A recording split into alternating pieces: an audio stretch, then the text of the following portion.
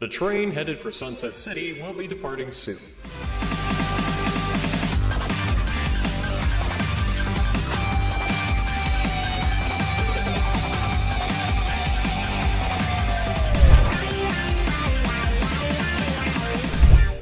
Oh, well, welcome to Sunset City, a podcast for the classic and modern age. And we got a lot to talk about today. But first, let me introduce all of our amazing people with us today. I'm Nick. Got Pup with us. How you doing, Pup? Hello. Also have Wayne. Hi, what's up? I'm here also. And Suris. I make the mistake of waking up every Friday morning, and yet here I am still. And with us today, we have a very special guest with us on our anniversary episode, Gilly the Kid. Hi. He's thrilled, everybody. Trust us. As per usual, we're talking about Sonic the Hedgehog. That's a normal tone you take with that. It is now. But we're not talking about Sonic, Nick. We're talking about humans. Yeah. Well, The most important part of the Sonic universe. Yes. Rachel. Sonic's iconic Well- best buddy, the Donut Lord. we'll I'm get into already all go- that. I- But we do have super chats to catch up from last week because we did go a little over time last week, so we should probably get to those. Wally, do we have the document? He put up the document. I did put it up in the chat a little Oh, earlier. shit. It's right above those lovely images you shared. Are we going around the table like the usual then? Yes. You want me to begin? Sure. Sure. Okay, so Otis Small sends $5, says, your boy here, did you notice the quick... this has Sonic 2 So spoilers. hang Just up, had a hang up, realization. guys. If you are aware, we were going to talk about this last week. We can't do the show without spoilers. There's no way. I've also put the spoiler tag at the title of the episode still. All right, they've at least had enough time now. I Yep. guess. All Okay. right, well, did you guys notice the quick spoilers, Enerjack spoilers reference? Oh, people noticed. Not Yeah. only did we notice, I think red, green, and yellow penders noticed too. Are you RGB penders? Look, now he can be wrong but fast. I am, yeah. So Suris and I think it's, wow, what's today? Friday. So yeah, it's Tuesday. We're going to be looking this over Tuesday. we'll go over the documents. Do you want to do that live? That I think it would be best to do it live. It'll be a whole adventure, and Sure. that way, that way people in the chat might catch something that we don't, because neither of us are lawyers. Yeah, and I keep forgetting to reach out to a couple people that have done a lot of research into this, and Is Webster we- not a lawyer? no. No, Oh. No. Not that there's any evidence that he is. He just kind of seems like a lawyer kind of guy, you know? I think he's just very thorough with his research. I have some old friends that are lawyers. I want to see if they can do any reading into this for us here. That'd be pretty cool. I'd consider Webster as a lawyer. Like, if I got sued, I'd probably ask him if he could help. Anyways, God, can you imagine doing that? You're just like, okay, so instead of getting a real lawyer, I'm gonna get the equivalent of a YouTube debate bro, and they're okay, gonna buddy, protect me. listen. Just because he doesn't have a qualification, it doesn't make him not a real lawyer. What? Because I don't have a film degree, does that make me not a real filmmaker if I make a fucking film? Like, come on, man. I think you need the bar exam to be passed. It's kind of Yeah. You might do that. I don't know, man. Like, an exam at the end of the day is a demonstration of skill. But anyways, the next one we have is Go on, Nick. for Nick. All right. Sony with Canadian asses 279. That Zavik post-credit scene goes so hard. I gotta admit, Pup, I don't know why we don't have that posted somewhere, but we that do. It's on the thank you. Sunset City Twitter. Oh, is it? That's awesome. Yeah. Yeah. No, he did a quick edit of It's not an edit, it's real. God damn you. God damn you down. That was actually really funny. Yeah, I don't want to see Zavik. I was gonna try and say I wouldn't mind seeing him, but I would. I would very much mind seeing Zavik. I don't want to see him in these movies. I would rather see him in the movies than in the games. That's my same policy as everything else. I wouldn't I would be mind- fine with him in the games as long as Ian's writing him. I can agree with that. I think seeing him in the movies wouldn't be bad if it's like by the time you get to the 8th movie and you're like, okay, all the characters I care about are spent. It's fine. Just literally ask the Weta studio if they can just recolor the Steppenwolf model, and then like I will literally be game. I will literally like, okay, yeah, hell yeah, let's get Zavok in these movies. Okay, but it has to be the original Steppenwolf model. No. That completely defeats the entire It has goddamn... to be a monkey's paw. He Oh, doesn't have enough spikes. you mean like Thanos in the Guardians of the Galaxy game? Oh, bloody The theme park head. I haven't even got that so far in the bad. game, but I've seen the video and I was just like, why? Yeah, that. Why It this was design? hysterically bad. It was so fucking bad. And I love that game, but that's like I saw that I was like, what the fuck were they thinking? You're just like, It was wow. a Disneyland ride. The Marvel designs with Square Enix are very hit and miss. Some anyways. poor intern designed this. Well, you Sure, know, like next, as we're not. Look, man, experience isn't everything. An intern could design something really good, so enough with your elitism. Right, so it's not Anyways. experience and it's not a degree. So we're just gonna get you a lawyer that's like a third grader. It'll be fine. Just unwrap your goddamn super We just chat need to first watch already. more. We need to watch more. It's Always Sunny because Charlie could do it. He's the best bird lawyer in the tri-state area. yeah, he's the only one that practices bird law in that county. Yeah. The next Suris, one we do you have wanna- is from Boaton. Thank you for the $5. That I'm getting the Blu-ray of Sonic 2 as soon as it comes out, and will sit comfortably besides the Dragon Ball Super Broly and Zack Snyder's Justice League. Beautiful. Did I tell you, Pup? I found the ultimate cut of Batman v Superman for $2, and I picked it up. Oh, good purchase, man. Yeah, probably won't be watching it. Oh, come on. I mean, look, man. Yeah, we've got an arrangement. We agreed that at some point we would watch it together. Now, We will. I could, in theory, stream it on HBO Max to you, and we could watch it together. And with the updated aspect ratio that they do exclusively on HBO Max. I do have HBO Max already. I don't know why I still have HBO Max. we can both do it then. I think I've run out of things to watch on HBO, actually. Well, too you much haven't influences. seen Batman v Superman Ultimate Edition lately, so you've still got I mean, 3 hours of content. in 3 days, the new Batman movie I pops am- on HBO Max. I am an older man as of today, Pup. I don't know if I have that kind of time anymore. You have that kind of He's time because good. you're fucking retired. I thought that was going to go in a very dangerous Yep. place. You and I'm I glad both. did. This is why you really need to learn to trust me. So, Wayne, it's your turn. Oh shit. Yeah. What is it? Justice League. Right. Aiden F with $5. Supersonic and Shadow on the big screen almost had me in tears. Sonic 06 reference. Fixing the Master Emerald. Frontiers better goddamn bring it. You know what my favorite thing is? Like the awkward predicament of next up. Are we going to ask Gilly to read a super chat when he's not getting any of the money? That's entirely up to Gilly. If you don't want it, he doesn't have to. The ethics of this thing are so skewed. What's the next one? Because I don't know where we're at. You got Sonic Pox. No, he's got Zerbum. Oh, Zerbum. Never mind, my bad. Oh, you got a big one. Where the fuck am I? Do you want me to? I'll highlight it. There. Yeah. There you The go. chocolate hot frogs.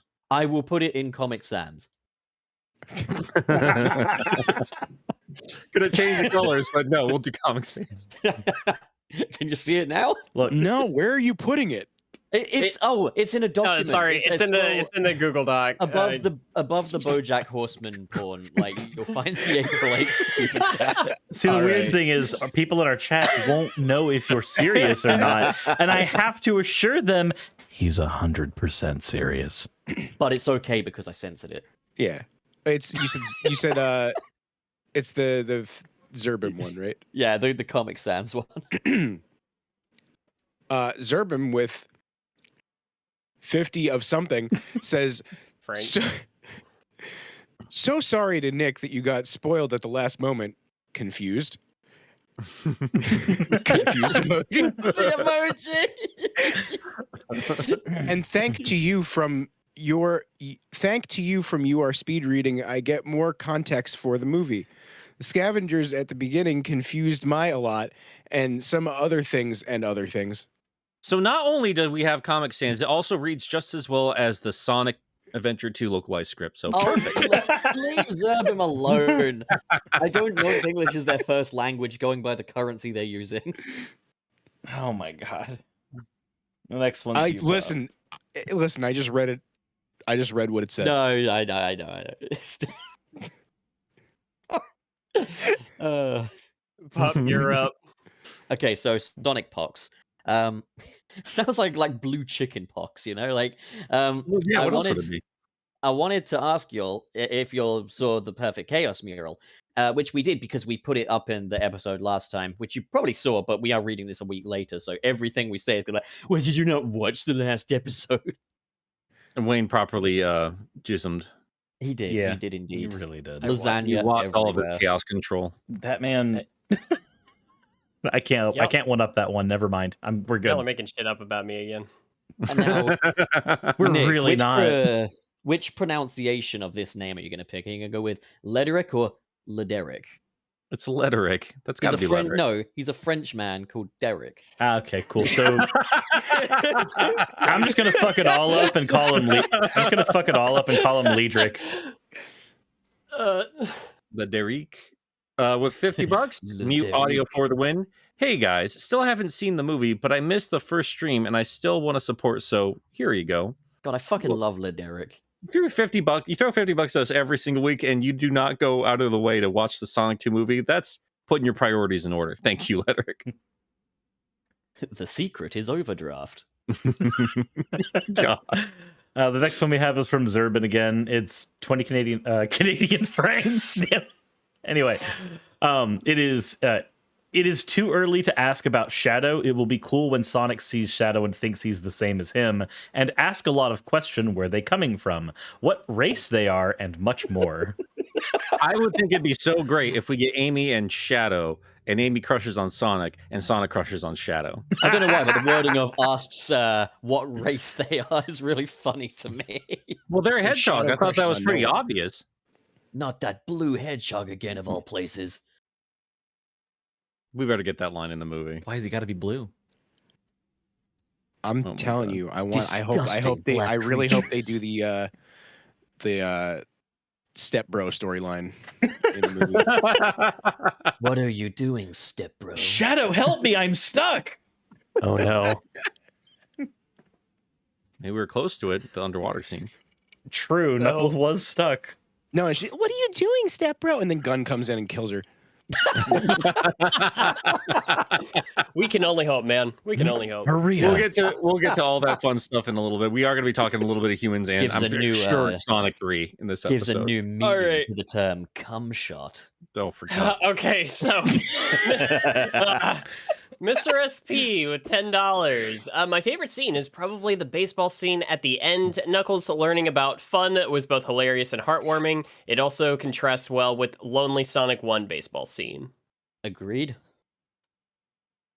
It was good. It was cute. Also reminded me of Sonic X. I still want to see Knuckles go off on his own adventures, but that's just me. We're Good little bit of getting that show. foreshadowing. We're getting there. We're getting Knuckles Maker. Knuckle. I don't fucking know. I just All want right. it to be like Peacemaker. Look, I cannot just stress want that enough. Hideo Kojima's Knuckles the Echidna series, okay? I just really like Peacemaker. That's fair. Gilly, do you want to take whack? Sure. We're at the rack music player. Those are two consonants. With $5. If the Jim Carrey Eggman arc ended, what the fuck? Stop! Just let him finish. Let him finish. Be polite. Let him finish. Okay. Oh my god! I can't see a goddamn thing. Okay, don't worry. Hang Do on. I have to read it like my grandma's email from the 90s? Don't worry. I got it under control. There you go. Oh my god! we gotta that's- keep gonna the throw lime up. green. If the Jim Carrey Eggman arc ended similar to SA2 and the catharsis of Game Eggman, that would be a solid way to conclude movie Eggman story. Also, I, Gilly, am Fanny? a fanny, smelly boy, man. They did not write that. No, but Pup did. I mean, I literally watched see it. me I typing watched. it. I watched it happen, but I'm like Ron Burgundy. So I just got to read what I see. The teleprompter is there, and so you must. You guys with the flow. I respect that. All right, so what are they actually asking here? If the Jim Carrey Eggman arc ended similar to SA2 and the Catharsis, I don't. What? So basically, they're questioning: will Eggman question his sense of villainy only to have Tails fucking ruin it by being a 6-year-old? I mean, they're not wrong. That wouldn't be a terrible way to end the Eggman story, to find like some sort of piece. But I don't know, man. Like, there's not a lot of reasoning with that performance. I see. Have Tails. I must admit, I do feel that Jim Carrey's Eggman comes across as very irredeemable, but I love the idea that you might question it, and then Tails, like in SA2, unknowingly sends him back into his villainy arc with one quote. He could literally just be like, "Oh, yeah, you gotta stick to what you know, Doctor." And he's like, "You're right." I feel like SA2 Eggman is shows more humanity than movie Eggman. I can agree with that. Because 100%. movie like at least like especially movie Eggman's like really a dick. Yeah. Well, he relishes specifically in being evil, like to the point of like mentioning it more than once. He's more Dick Dastardly than he is Eggman. Like Knuckles is like, we're friends, and he's like, you fucking loser. No, we're not. I've never even seen an anime. I don't know what the power of friendship is. Yeah, I don't see a somber performance out of Carrie's Eggman. I really don't. It would. That said, though, if anything, that would actually make it more impactful. Yeah, but it might not tonally fit with what they're doing. But we'll see. I don't know. We have a lot to debate and discuss with this third movie coming up. I found something rather interesting that I'm posting in the chat. God damn it. Put You want to that read shit away Otis's? right now? Is it me? Am I up? Yep. Yes, Yep. you're up. All right, Otis. Thank you very much for the $5. Since the Chaotix theoretically exist in the movie universe, I'd like to see Vector voiced by Bobcat Goldthwait. I don't know who that is, but with a name like that, sure. You know who he is. He's you ever watch Hercules? Which one? The Disney movie. Oh, is he The movie, the right? satyr Phil? He's Pain. Oh, okay. Yeah.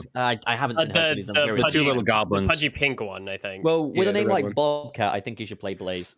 If you heard his voice, you would know who he is. Okay. Yeah. I think Gilbert Godfrey voicing Vector would have been great, except Yeah. R.I.P., buddy. I wish he was still alive. Oh, yeah. All right. Bowden with $5. Show dedicated to super chats. This Bumblecast crossover is happening. Super chastity. Super chastity, indeed. Well, I mean, ironically enough, though, we are done with last week's super chats as of now, so we can get to the main thing, and then we'll get to the other super chats you guys have been so gracious with so far. So, yeah. Do you want to move on to the main topic, guys? Today's main topic is humans in the Sonic universe. I need a stiff drink. Yeah, but it's a 4Kids episode, so it's orange juice, right, Gilly? There's a reason. Yeah. There's a reason why we got young Gillicent here on the show for this episode, is because he's caused quite a stir on Twitter with his comments towards humans being seen as somewhat discriminatory or something. I don't know. People are upset for some reason. So let's just go straight into it. Gilly, what is your stance, my boy? Well, hot off the trails of Arlo's video, which is funny because I made a video praising the movie. I made a tweet just saying maybe I don't like the humans, and a lot of people took that as I don't want any humans in the Sonic universe, which is not what I said. I don't think that the humans were handled good in the movie. I think that they detracted from the plot and the things people wanted to see Sonic for.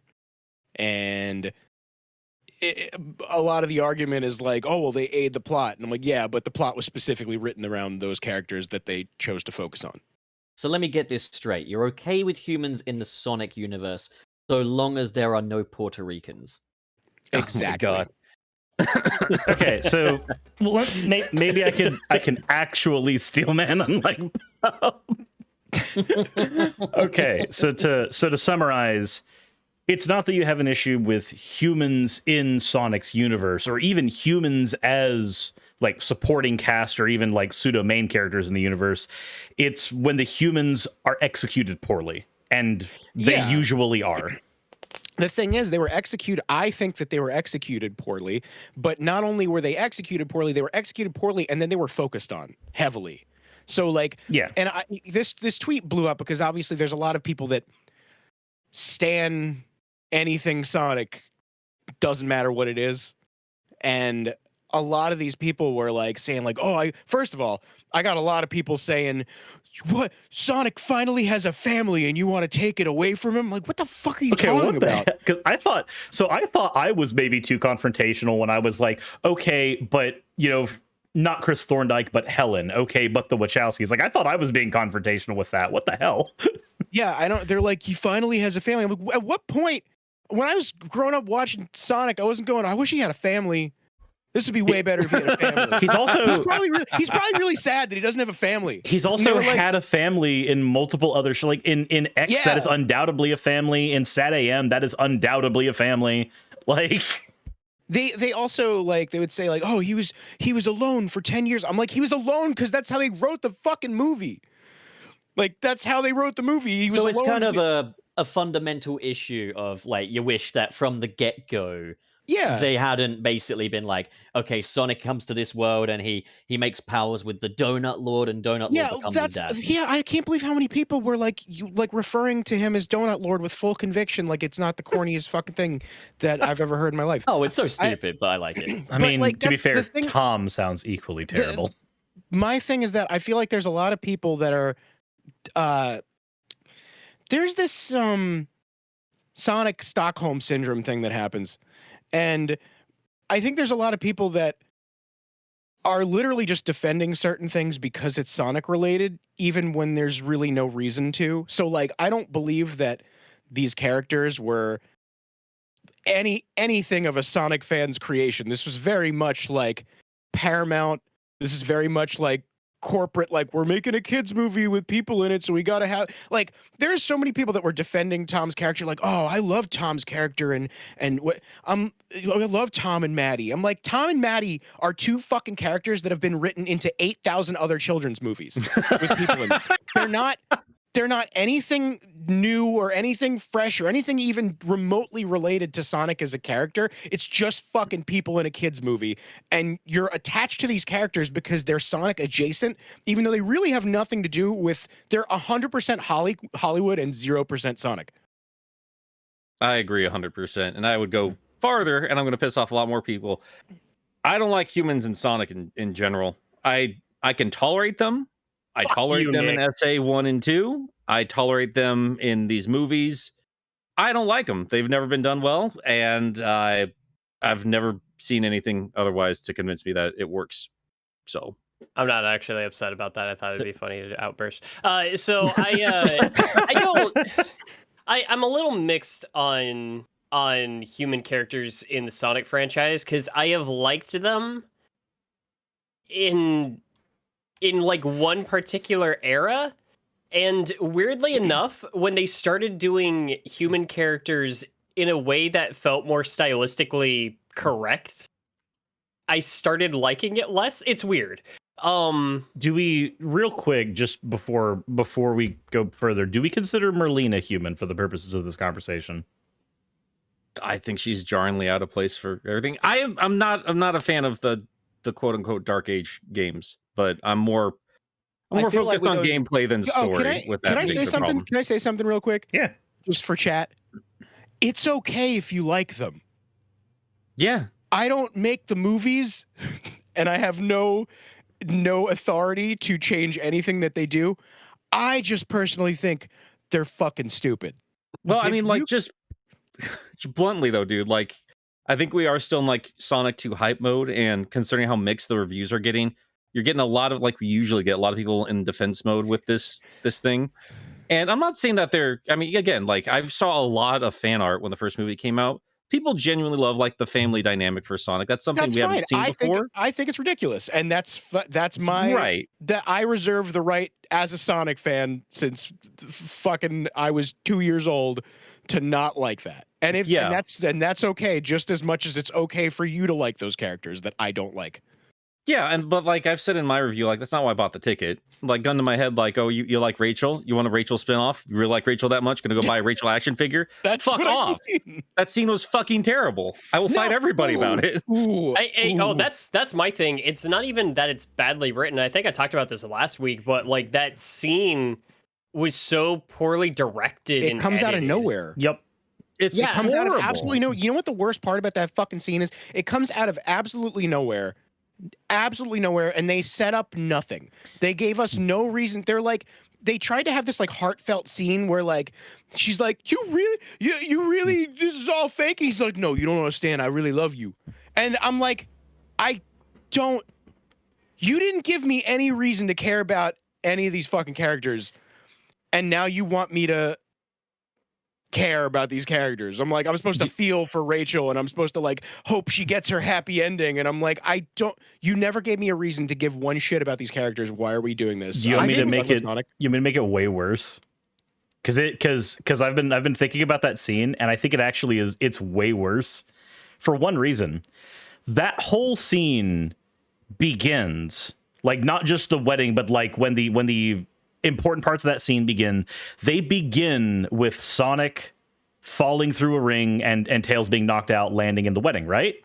Uh-huh. And the scene ends with Sonic and Tails in the same position, in the same place, about to accomplish the exact same thing they were 15 minutes ago when the scene began. Yeah, so it's like me sitting in my seat the whole time. Yeah, you could have literally cut that bit out. It's like Nick said, it feels like you're watching a deleted scene. And I kind of felt that when I was watching it. It's Miranda in chat just said, look, I do think Rachel's scene should have been a little shorter, but I still like it. Here's the thing. Even if you like the scene, and this is completely like, this is objective. They did not spend enough time fleshing those characters out or establishing them to make the audience feel the thing they were trying to make the audience feel with that scene. Yeah, I did. I felt like whiplash because I was just like, wait, am I supposed to know or care about these two characters? Yeah, like, it makes you feel like you're a sociopath.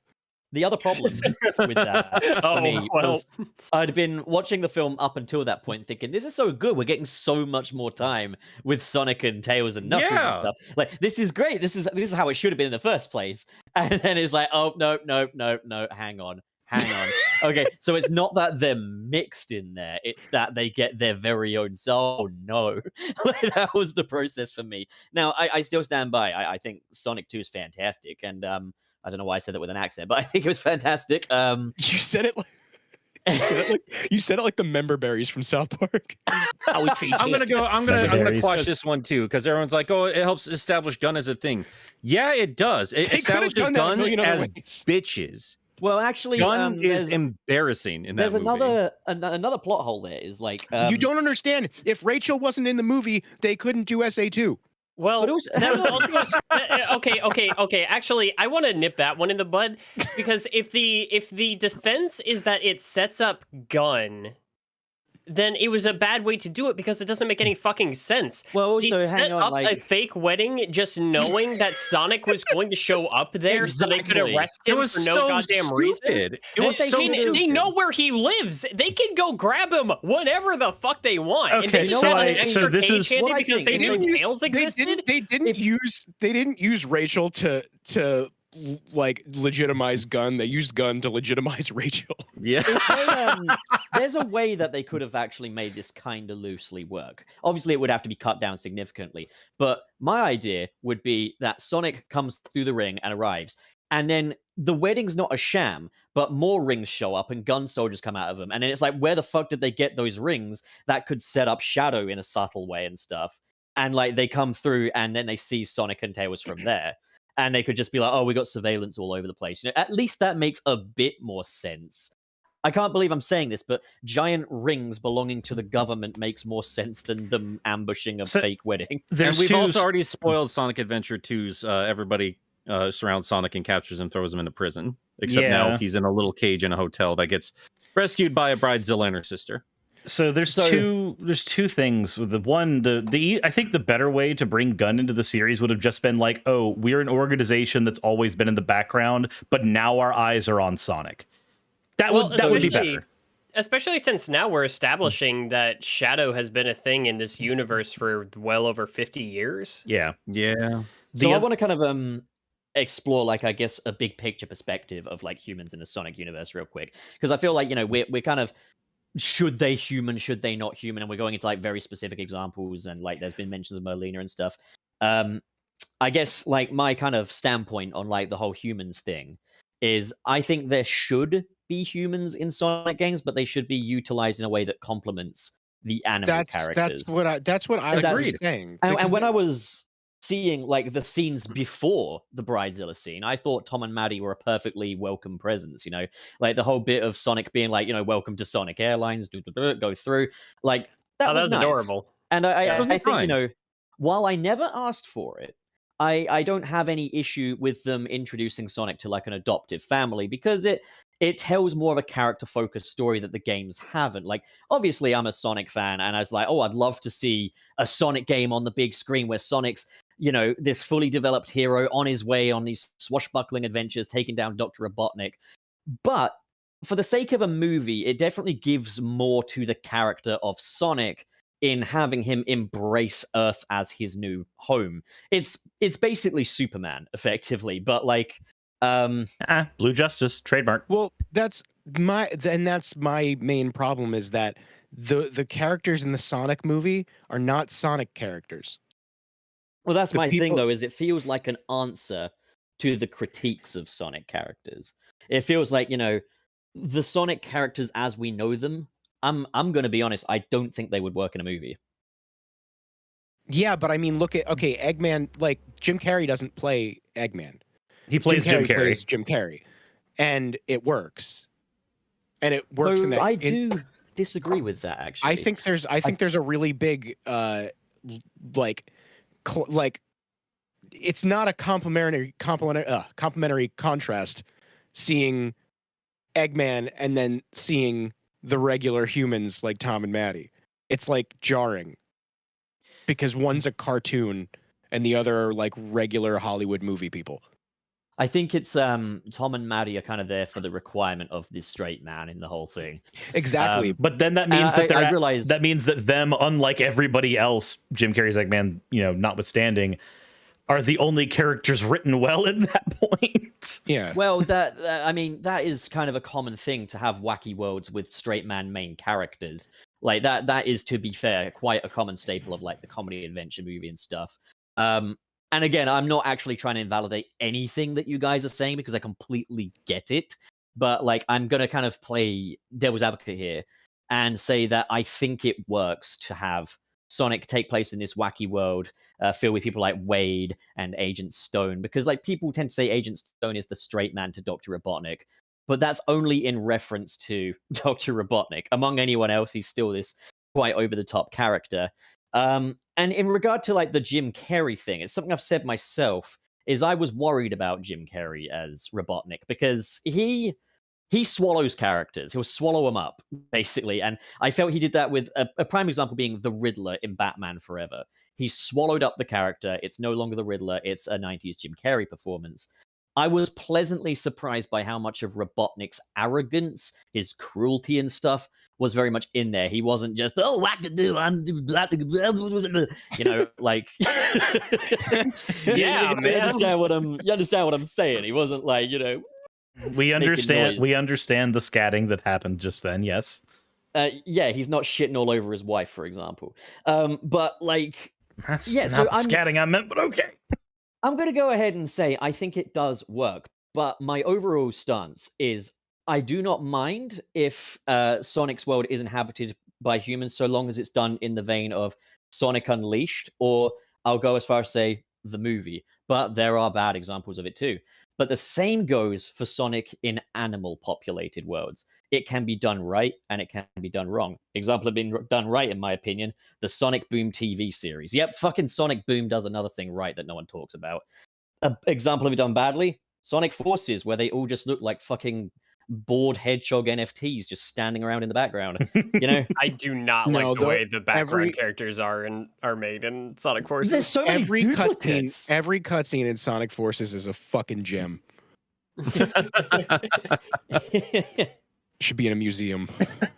I mean, ultimately, like the humans in Sonic, it's a part of the franchise, whether me and Gilly like it or not. And me more specifically, I definitely have more of a hatred for them, I'd say, out of everybody else in I this tell room. you what, but- though, like if they said they're gonna make a Tom and Maddie spin-off movie, I wouldn't go see it. No, I wouldn't see that. I wouldn't see a I will- movie. People talk about SA2 when in the conversation when I'm talking about like people in Sonic or whatever, and the people were never a main focus in the Sonic. They in weren't. Sonic Adventure 2. That I think wasn't a there's thing. I think there's only two not counting Eggman in Adventure And 2. they're Aren't there literally only on screen for like a second? Yeah, there's only two humans with spoken dialogue lines, and it's the President and president and his Maria. secretary. Oh shit! Yeah, no, sorry, not counting Gerald. the Eggmans, not counting everybody in the Yeah. Eggman Well, that lineage. feels like a moving of the goalposts. It and is. Trust me, No, I'm an it expert is. on So moving there's- goalposts. So there's it's five more like- humans who have spoken dialogue. 6 if you count the random gun agent that caps Gerald Robotnik. So I It was was like- just wanted. Sorry, go on, Gilly. No, I was gonna say that the characters in like in the Sonic movie, right? There's the Sonic universe characters, and then there are human characters. There's Tom, there's Maddie, there's Rachel. Those are each a character, even if they don't spend enough time fleshing any of them out. But in Sonic Adventure 2, it's more like there's the Sonic universe characters, and then the human characters are like a character. Like they all collectively are like serve one purpose Like I instead actually of being different individuals. So like I was writing out a list of characters I'd consider good human characters in the Sonic series, and as I was going through the list, I'm like, holy shit, nothing in this is from Adventure or Adventure 2, despite me, loving those games. But like for me, Well, Burger Man, like, come on, okay, but I mean characters, not jokes. Burger Man is a character. Anyway, Burger Man Adventure 2, Chow Mix time. Let's go. He's got a lot of character traits. He's very patient. Yeah, you're right. Doesn't mind being lifted up and thrown into the sea. Like, I wish Rachel was in Sonic Adventure 1. Like, okay, so for me, it goes like I know that Dark Age Sonic issues, blah blah blah blah. I actually really like Merlina and Shara. I like their story arcs. Merlina's more than Shara's because Shara's is like, I have an abusive boyfriend, help. Merlina's is a little more fleshed out. Tom and Maddie Wachowski and Agent Stone, I think, are all really good Sonic characters that not Sonic characters, but human characters that work in the Sonic universe. Obviously, Helen and Okay, Sonic but- X. But These guys are like the corniest shit. Why? why? Why are Tom and Rachel good characters? I didn't say Or, Tom and sorry, Rachel. Tom and Maddie. So I have a case to make on that, but go ahead. Suris. So my case for each of these characters is almost identical with the exception of 2.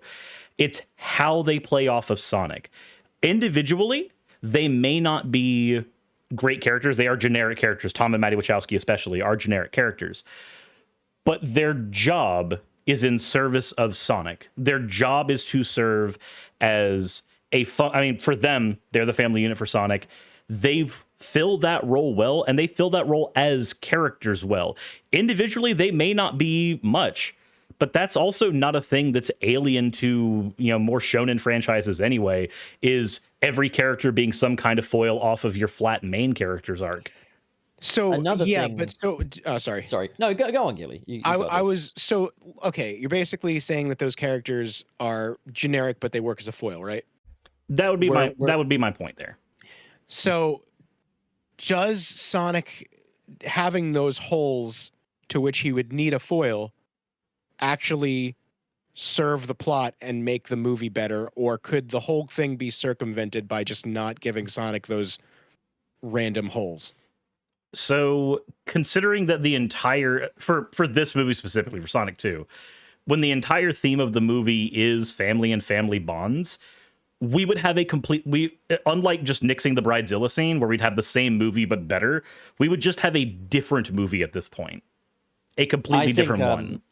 I also think that these human characters actually do contribute something to Sonic as far as like a weakness is concerned. Like when you think about it, like Sonic in film and everything, theoretically he shouldn't have any kind of weakness. The main challenge he faces is that he's got incompetent gamers trying to play as him and getting him killed. But like in an actual movie world, he's a guy that can dodge any bullets and stuff. So what they've done is they've introduced that parental figure to bring much more light to Sonic's weakness, being that he is a child. He's a hyperactive kid. He's, his weakness is that he's not entirely rational. He's very emotional. And I think that's necessary because the character does need something of a weakness in order for us to actually, really care about him. Because like when you play Sonic games, to be fair, let's be real, how many times do you actually care about him? I will say there's a flip side to that though, and that is, and this is a point I will hand for Gilly. Do I think that that role is better served by humans than it could be served by a Sonic character? And the answer to that is I don't know, because Tom and Maddie Wachowski are just this universe's Uncle Chuck. Another thing sorry. I'm sorry. No, I'm really sorry. No, it's all right. So my question is that, let's say that, because I would agree that for how they wrote Sonic's character in this movie, that him having those kinds of foils do help. But at the same time, how do I put this? Couldn't the same thing have been done without them focusing so much on those generic characters, or could they have just written those generic characters to be not generic characters? So, I mean, the answer with now you're taking this time to focus on generic characters, which I think takes away from. Well, that's what I'd say is don't spend that much time focusing. Yeah. So at this point, we're asking the question: and I'm not trying to say this to sound like a dick, but that's how it's going to end up coming across. Did the fiction have to be written in the way the fiction was written? And the answer to that is always no. It can be written any way that they wanted to. Like it's a decision. But for me to say that it is, in my opinion, a bad part of the movie that brings the overall quality of the film down, then you can write fiction about whatever you want, but fiction can be bad. So my thing, my thing is like a fundamental disagreement. So my thing so we both agree that practically everything in the Bridezilla scene is pointless. Just about everything in that scene is pointless. The only neat thing that comes out of that is we get Tails' gadgetry being used a whole bunch, but we could have just had Tails doing that and it would have been fine. So we agree that scene's fucked. Past that point, what are the Tom and Maddie Wachowski scenes in this movie? We get the boat scene. I like the boat scene.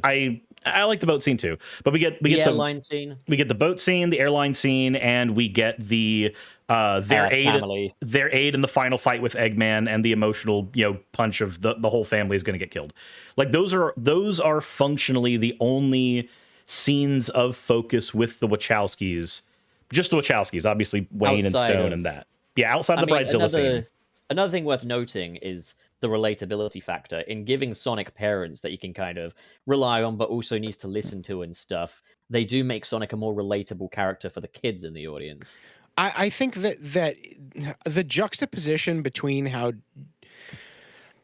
cartoony of a character Sonic is versus how generic Full House Tom and Maddie are, it kind of it just rubs me the wrong way when they interact in certain, even the beginning of the movie when Tom's doing the fucking the speech that I've heard, the dad that scene. Character, the dad speech, one day your powers will be needed, and he's like, did I just get goosebumps? Wow. The problem with this though is if Tom and Maddie weren't more milquetoast, you'd have a problem here, because now let's imagine Sonic 1. They're in the car and Sonic's like, the world's largest rubber band ball? And then he could either be like, oh my god, a rubber band ball, I want to see that shit too. Or he could be like, you stay in your fucking seat, you fucking asshole. You know what? We can get Homer Simpson as Sonic's dad.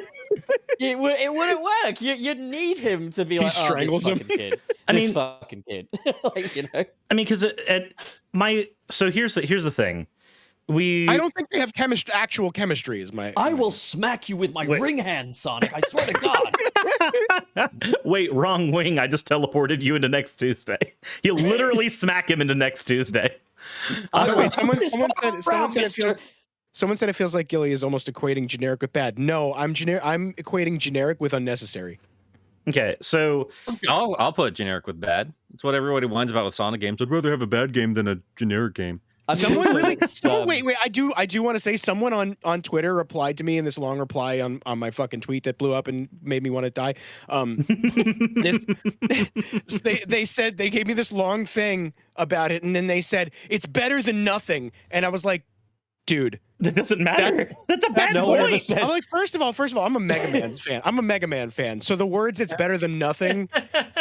Oh no! God damn, they mean nothing to you. Like, at what point did you say nothing is better than this? Do you guys remember that whole Inafune thing? Mighty number 9. Yeah. Yep. I especially like that the Sonic the Hedgehog Twitter account made that rebuttal once number 9 came out. I did. All right. You go ahead, Wayne. Actually, yeah, I was gonna say, Nick, you can pipe down. I haven't gotten to talk much on this. I have not said anything either, Wayne. But yeah, you've been quiet too. I've literally not even been here. So my 2 cents on it is that in the games, I don't think human characters have been used well often. I don't even like them all that much in Unleashed. I think that they're just kind of there, and their like pseudo Pixar designs just kind of come off as, well, they tried to make it work kind of thing for me. I don't know. I wasn't into it. The only character designs I ever want to like human characters I ever want to see in a Sonic game are just the Dreamcast models from Sonic Adventure 1. Perfect aesthetic. It's the best way that they've ever blended in my opinion.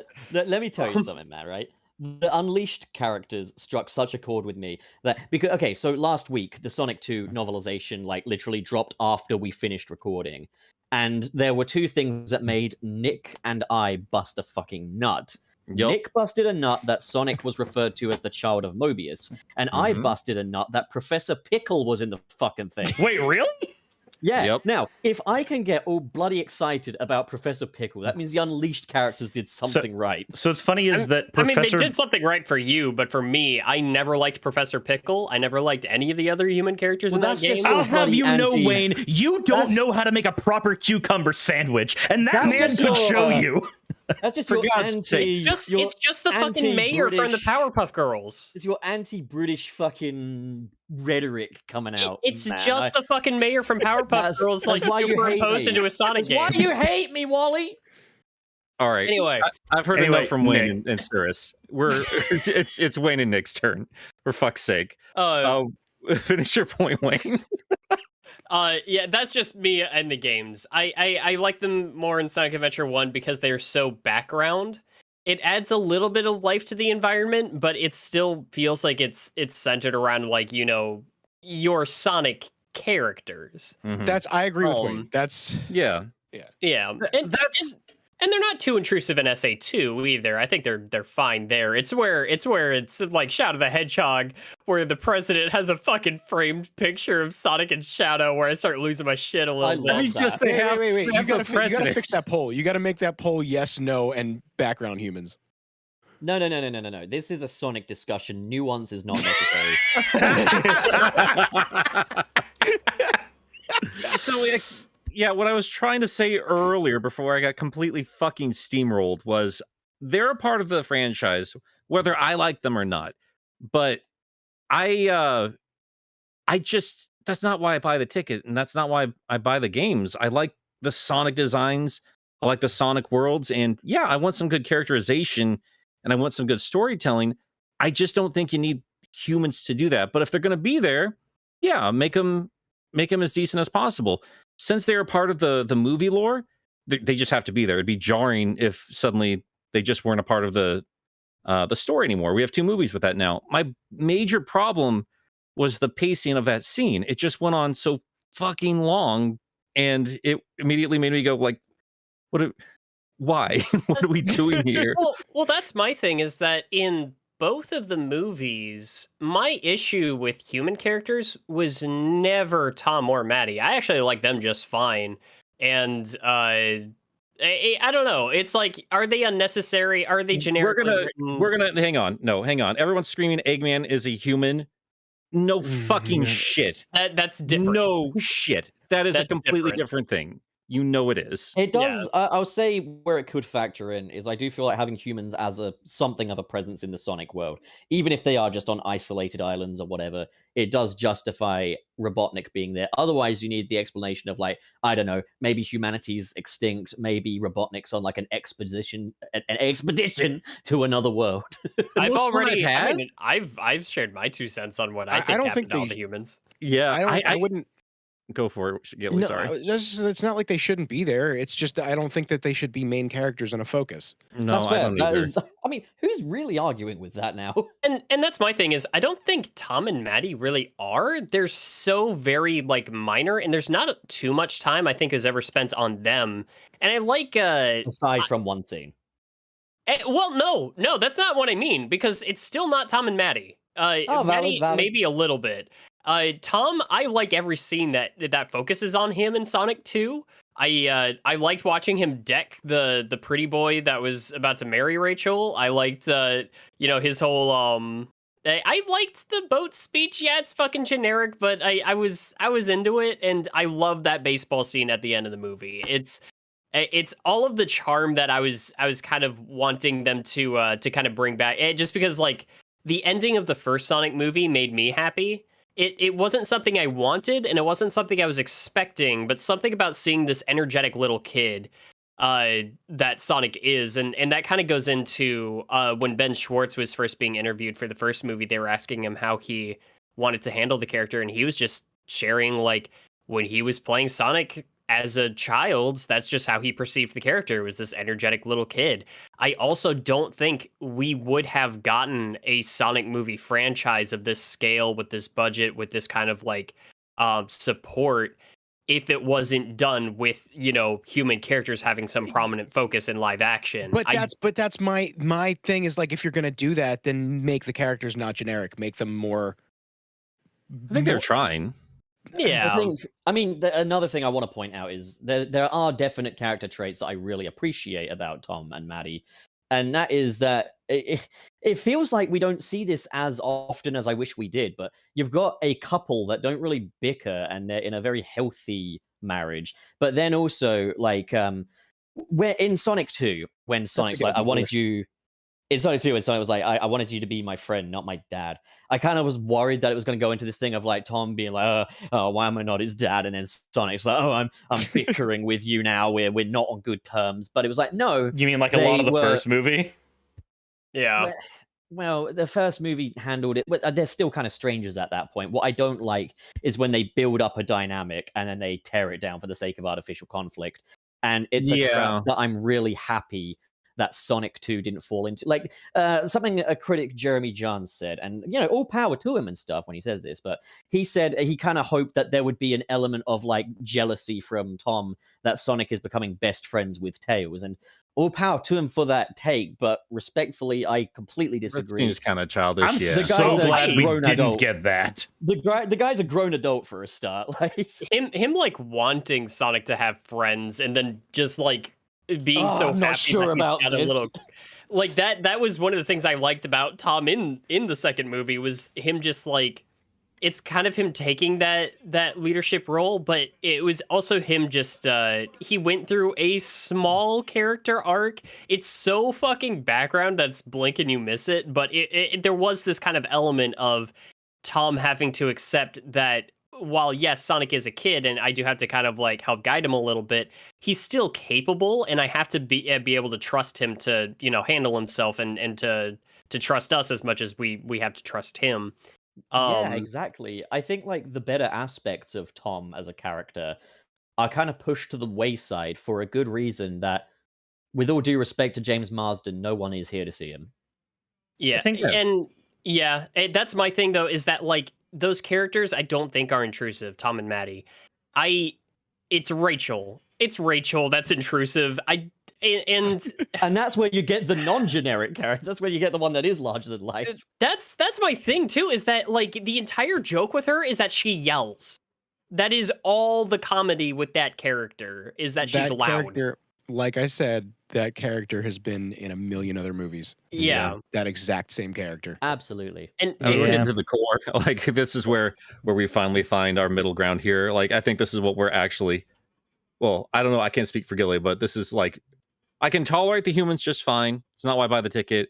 Then the Rachel scene. Yeah, fuck Rachel. I Too think much. that's where we're at. We all Yeah. unilaterally hate Rachel. There's I don't mind Tom and Maddie. I don't mind them. I don't. But like, what I wanted from the second movie after seeing that first one was, I need more Sonic, and they gave us so much in this movie, and the movie comes to a screeching halt when we get to the wedding. The wedding itself was cute. It was funny. Like Tom dealing with the ring and everything. I didn't mind any of that, but it was like, okay, we're going to stay on Rachel. That scene could have been in any movie.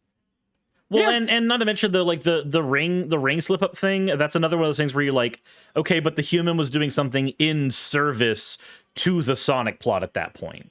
Like he was serving the Sonic plot, and then the full Bridezilla scene happens. Like, okay, this is no longer in service of the plot. Like literally, the scene begins with Sonic and Tails in one position, and 15 minutes they're the same fucking position. It's like the most egregious thing is that they do this, and it serves the plot. So it so much does not serve the plot that it doesn't even make sense in context of the plot. A thing that I think is interesting is like when I saw Sonic 1, my thought was I don't actually mind Rachel. I wouldn't mind seeing more of her when like it was kind of shown in the Sonic 2 trailers and such. And the reason for that is because she can kind of serve as this distressed individual that's caught up in the more destructive side of Sonic's antics. The idea that Sonic's mere presence causes just destruction of everything. And she's not entirely wrong for resenting him, but he's just so fucking charming. That's an okay little dynamic. I don't need to see her now rock up in a golf cart and get her fucking moment of heroism. I don't need her to get that spotlight. Clearly it works because we have a bunch of people just defending the living shit out of Rachel. But Gilly already pointed the problem out with that. That's just Sonic Stockholm syndrome. That's all that is. Watch Tyler Perry movies. You're gonna get the same thing. I mean, I didn't want to say it, Nick. It feels like a scene that's taken from a completely different movie and just kind of like shoved in there. Because again, like Gilly, like you just said, it progresses nothing, and it actually makes less sense than if they did that without it. Exactly. Like, was I happy to see Gunn back? Like, it was cool to see Gunn get established. I actually thought that a couple of the gags that they did with the general guy were kind of funny, like him. Like, we'll send her a gift card. That got me. I mean, that was cute, but like in service to the next movie, though, like what's the serious weight of Gunn after that? Like, you could that will be the next big thing, though, is they've really stepped up their game in the next one. It's like, holy shit, is this the same Gunn as before? I'm going to be completely fair. I will say this. If there are people in the chat that do genuinely like Rachel, like the Rachel scene and stuff, truly all power to you. None of us are like the arbiter of objective quality here, but like, please don't try and invalidate what we have to say about it. Don't get angry. It's just a disagreement, you know? So my condolences to your taste. So there is sake, Wayne. I think there is a way that scene could have been handled. Like, obviously there's 1,000 ways that scene could have been handled better, but like if it had literally just been Sonic gets there, Sonic shouts the thing about Eggman to the gun agent, and instead of getting captured and having the Bridezilla scene, they literally just went, Eggman's back? Are you sure? And then they see the beam of light out of Labyrinth Zone, and they go, oh shit, we need to send, some people need to guard this area, some people need to run to Green Hills. Like, boom, there. You've just done everything the movie did in 15 minutes, in 15 seconds. So I think what we've really established is that the debate of whether or not humans should be present is kind of null and void.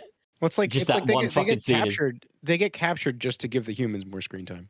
Yes. Yeah. That is all that is. It feels mandatory, doesn't it? Like it is. So when I was watching the Arlo video and he was mentioning like the corporate checklist for the movie, I was like, no, this one I agree with. I guarantee you this was part of some fucking checklist.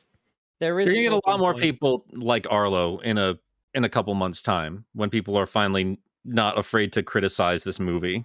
Oh yeah, because it's a fun movie if you're like so for people like us that are big Sonic fans, there's so much to latch onto and to chew on. There's a lot of fun shit there. Seeing Sonic, Tails, and Knuckles like battling a bunch of robots and then like speeding off to go take out a giant robot. That's the only fucking thing I ever wanted to see as a kid. Dude, but, yeah. Ooh. Yeah. But it's like I get why a lot of the other stuff was in there. I don't like that it was. Some of it I was fine with, like a lot of the stuff with Tom and Maddie. A lot of it I wasn't, like a lot of the stuff with Rachel. The gun thing feels sloppy, and I get it. That's their way of trying to... I feel like all of that was just to build up the mid-credit scene. The thing that's confusing me about this entire discourse is that I've been a Sonic fan for like 30 years, okay?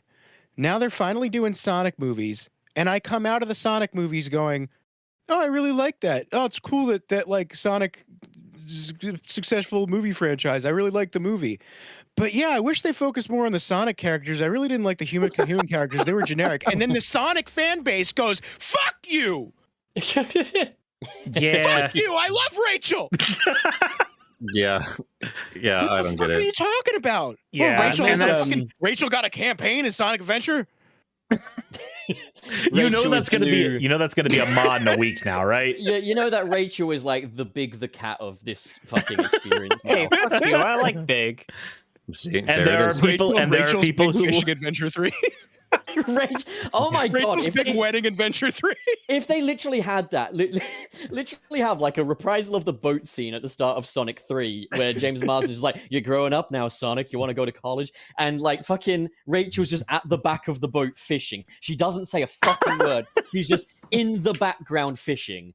That's all the Rachel I need. she's gotta have like a little frog hop on her hat and then just hop off. And she loves it, and she's just chasing it throughout the background. Although the way they would Eventually- actually direct it is that she's got like a pin or like a necklace or something that's got a frog on it, and then like she's fishing, and somehow she like it's tugging on her pole, and it latches against her necklace, and it goes flying into the water. She starts screaming, "Froggy, no!" And then she like jumps in, and then we have this whole fucking subplot about Rachel trying to get her stupid ass necklace back. And then, like in Ted 2, the final action sequence takes place at Comic-Con, and Rachel is dressed like a big purple cat. I just want to say, like I said before, if you like those characters, you can like those characters. Don't get fucking pissed off at a Sonic fan for wanting to see Sonic characters and not caring very much for the generic movie characters that are in the movie. If you like these characters, I hope you die. I'm like, And that's like I like some of the it's like God.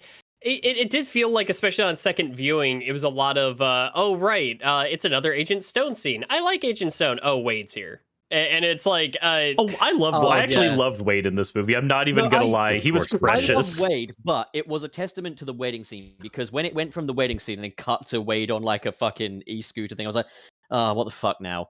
Like, yeah, I'm just any like normal dad be like, oh, it's Wade, but at this point I was like, oh, okay, human. here's the thing about Wade. I didn't even like Wade that much, but like, I really liked him in the context of the movie because it was refreshing. Like him standalone by himself, I didn't think that was great. I don't think his jokes were super strong, but in context, I'm like, oh yay, it's Wade. I mean, I loved when Sonic and Tails teamed up with Wade in the first act. I like that. And my issue is at the end of the movie, he contributes nothing. Okay, no, he contributes to the death of some of my brain cells, but that's about it. The rest of it is just him making a dumbass like bait and switch joke about like, hey, I've got a butter knife. Do you want The something bagel? on your bagel? Yeah, I could have done without the Ghostbusters joke. How do you not know by holding it that it's a fake ass bagel made of thick plastic? Like you Because know, that's- you because know, Wade- Wade, you know it's That's the fake. joke. Wayne, That's the because joke, Wade. because Wade is Patrick. I hate it. Sonic Bob. I think Go get some, I think that scene- Sonic The Bob. lid, Wade. I think it bugged me Oh, almost no, as I much broke as the it. Rachel shit, because I think I said it last week. The Wade just reminds me of whatever asshat plays Weasel in the Hello, Deadpool movie. is this the mean bean? No, this is Wade. Yeah.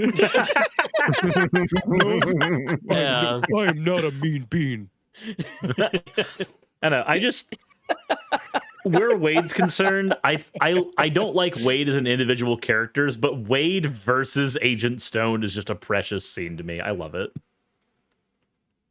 You know, Crazy Carl wasn't in this one, was he? I wish I would have liked that scene if they had done one thing, and that would have been Agent Stone getting the upper hand on Wade and like kind of turning the tables on him without Eggman's help before Eggman got there, to kind of show that lingering capability that Stone has that we know is there, that I really want to see more of. Agent Stone is a character that I really like, but I'm waiting for them to do something with him. Yeah, I'm waiting for him to just- do something with Robotnik. I don't. About it. I mean, quite literally, though. I said it last Make week. him I gay. don't think Agent Stone is interesting without Robotnik. I think So you guys I would agree. suffer disappointment if he's by himself. Can someone in he the can chat? be. I Can think he someone in the can chat be. draw Yowie of? Of Robotnik and Stone. Yeah, I'm sure it's happened already. Actually, come to think Boaten's of already it. on it, I'm sure. Come to think of it, though, I'm just thinking of it now. Actually, technically, the human characters are more accurate to the game characters than the actual Sonic anthros themselves. Because people often say Sonic in the games has a flat character arc. So does Tom. People say Knuckles is too stupid these days, a bit too much like Patrick. And then we got Wade. Huh. Nah. No. No. It's a Yeah, it's almost like a lot of the complaints I've been throwing at the Sonic franchise for the past however many months we've been doing this show. I have also levied towards the human characters for the exact same problems. It's consistent in my eyes of just they're taking a lot of the elements that don't work for me with how bland the characters are written in the games, and then they're just attributing them to these characters that are taking up too much screen time. But when we better have to attribute actual- them to humans than the animals, right? Better to just not fucking do it at all. Better is better, though. No, No, what would be better is to no. not do it at all. It's to just like those scenes contributed nothing. They did not progress the plot in any way, and they only slowed things down. It was filler for a Yeah, movie that that's- didn't really need to be 2 hours long anyway. that's what I said, and then Twitter wanted to hang me. To be fair, so I will say this with the Twitter thing, the initial post read almost as like humans bad in Sonic, and then you made a clarification post under. I spent Yeah. enough time on Twitter to note nobody reads those. Enough I people will. will hear. Sorry. Because I didn't think. Here's the problem. Here's the problem with Twitter. Here's Among one of many the problems. things. Here's one of the problems with Twitter. Elon Musk. You say a thing that's like, it's thought out, but you haven't accounted for every single possible scenario that people could possibly misunderstand what you said. Yeah. And then you say one thing that you know that people that are following you might agree with, right? So then that tweet starts getting likes, and then starts getting more likes, and then people with bigger accounts start liking it and retweeting it. And then it goes beyond your normal circle. Goes beyond where, the target audience. Yeah, and then it goes to all these people that don't know who the fuck you are, and they will do whatever they can to misunderstand what you said, and then you have to reply to yourself. And the problem is that that's when the tweet goes viral. So when the tweet goes viral, that's when you get the most bullshit. But it's funny because everybody thought that I was being like, people were like, "Oh, ratio, catch this ratio." I'm like, dude, like 100 people retweeted it, 150 people quote tweeted it, and like 200 replied to it, but it got like 1,500 likes. Clearly, there's people that agree with it, but it's the vocal minority that are angry about it, that are choosing to misunderstand because they want to be defensive. So the moral Yeah. of the story is leave Gilly alone. Well, the moral of the story is, yeah, the movie is pretty good. The moral of the story is be Fine. nicer to people on the internet, and fucking there is one critical talking point that I do kind of want to respond to a little bit. And that is because I've noticed a lot of like sort of critiques saying like, oh yeah, when you see like Sonic, Knuckles, and Tails in like the real world in this house and stuff, it's like, is this really how you expected a Sonic movie to be? Think about it. It's like, okay, so for one, I'm quickly going to say, I remember back when I saw like Looney Tunes back in action, and that was my reference point for how I thought a Sonic movie should be done. So yeah, in many ways, yeah, it is.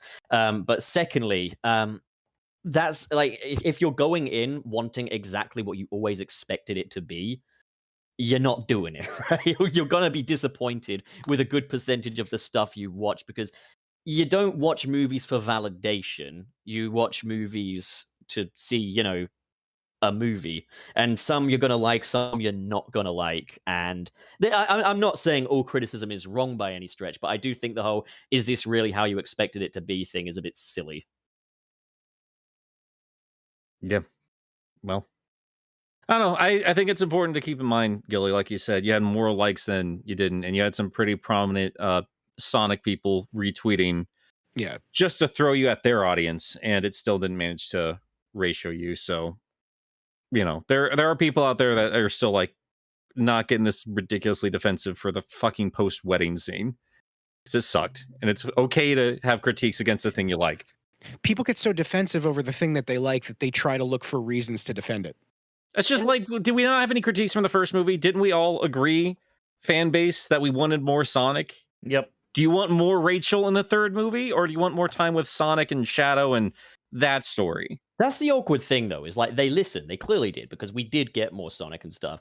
It's just that one, it makes that one scene even more out of place. But they listen to every little part of the fan base, though, because now we have this, like, where Stone was just like, he was just this character. Now he's over the top making lattes with Robotnik's face in it. And now Rachel is even more over the top and exploding wedding cakes. It's just so fucking stupid. Well, I mean, what are you going to do in a third movie then? Because, okay, how much of the second movie is, that Rachel shit and everything? Like, a lot of people agree the movie didn't need to be 2 hours long. And the second movie, like, at least in the first movie, you just had Sonic. You had Sonic and then whatever supporting characters. Second movie, now you have Sonic, Tails, and Knuckles. And this isn't even counting, Robotnik and Stone, who are their own, like, kind of cartoony characters. Now in this next movie, you're going to have Sonic, Tails, Knuckles, Eggman, Stone, Shadow, and whoever else they introduce, because they only introduced Shadow. So let's account for maybe one more if they do something like throw us a fucking curveball with like Mecha or just do the exact thing they did with this film, where they like a new version of Rouge. But then let's say, or say they throw in Rouge, say they throw in Amy. Now we have all these Sonic Universe characters, and you still want them to dedicate a huge chunk of the movie to fucking Rachel? How much time are they going to split between the different characters? Well, the next one will be 3 hours long. We'll get another wedding. Rachel's new husband. I mean, yeah, like, I think, that's absolutely a good point. I feel like at some point it would be cool if, like, Sonic's next quest was he wants to learn more about the world he came from, and maybe he goes back to Mobius, and then we get a fully animated Sonic movie where the only live-action character is Jim Carrey. And you can still have, like, something I think works so well about the Sonic movie in comparison to the games is the world feels lived in, because hello, it's Earth. With Mobius, they're gonna have to do the Sonic Boom thing. We've got like Dave the Intern and fucking Mayor whatever the fuck his name is, and Pedantic Beaver or whatever his name was. Like, I thought they were going to do something more with Tails, because the prequel comic alluded to a lot of cool ideas there. The Tails and Knuckles stuff, because they were dealing with the other worlds. That was way cooler than anything else in that comic book. And I thought, like, maybe they're alluding to something with Tails, because he's going to all these ruins. Like, oh, there's a lot of, I can't find Sonic here. There's a lot of chaos energy here, but it's not Sonic specifically. So I was like, are they alluding to literal chaos, like going to these worlds and destroying them? Or is it like war between the tribes? Like all this really cool stuff that they're alluding to in the movies. But instead we get, post-wedding scene. And I understand what they're doing there. And again, like I said before, like, this is Sonic on Earth, and I'm a little more okay with it because they're going out of their way to explain how that makes sense, which ironically, Sonic X did, the comics did, this movie did, but the fucking video games never have bothered with. So, like, I'm okay with it to that point, but, like, yeah, like, gun to my head, if it's, like, a choice, I want more Sonic World, and I would like to see that history played out more, because it's, like, quick flashbacks, or quick little, like, oh, everyone in my village made fun of me. That's what I loved. I didn't need the giant dance scene before the talk between Sonic and Tails. I didn't need this, this conclusion between Rachel and Randall. And if they're going to do it a little bit quicker. Because, yeah, I love the Sonic stuff. I'll still defend the dance scene, man. I liked it. But yeah. I know you do. And I understand. I totally do. It would have been better if they used September by Earth, Wind, and Fire. But, like, yeah. When Uptown Funk came on, I wanted to leave the theater. Yeah, my buddy Dominic next to me, when he heard it, he went, "Oh, fuck off!" And before quietly. anybody gets angry, I like Uptown Funk.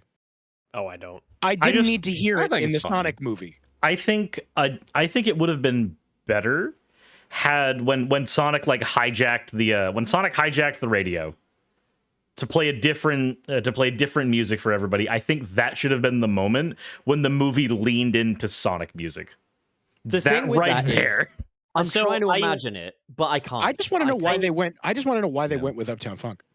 I do. Popular I did want to bring up, just because like one of the criticisms I've been throwing at the movies a lot has been in regards to its use of music, and that I don't like that it doesn't actually use Sonic music in the movies.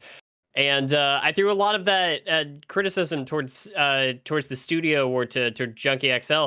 From what I've been told recently, a lot of that actually might have to do with Sega and them not allowing the use of music from the games. That's so fucking stupid.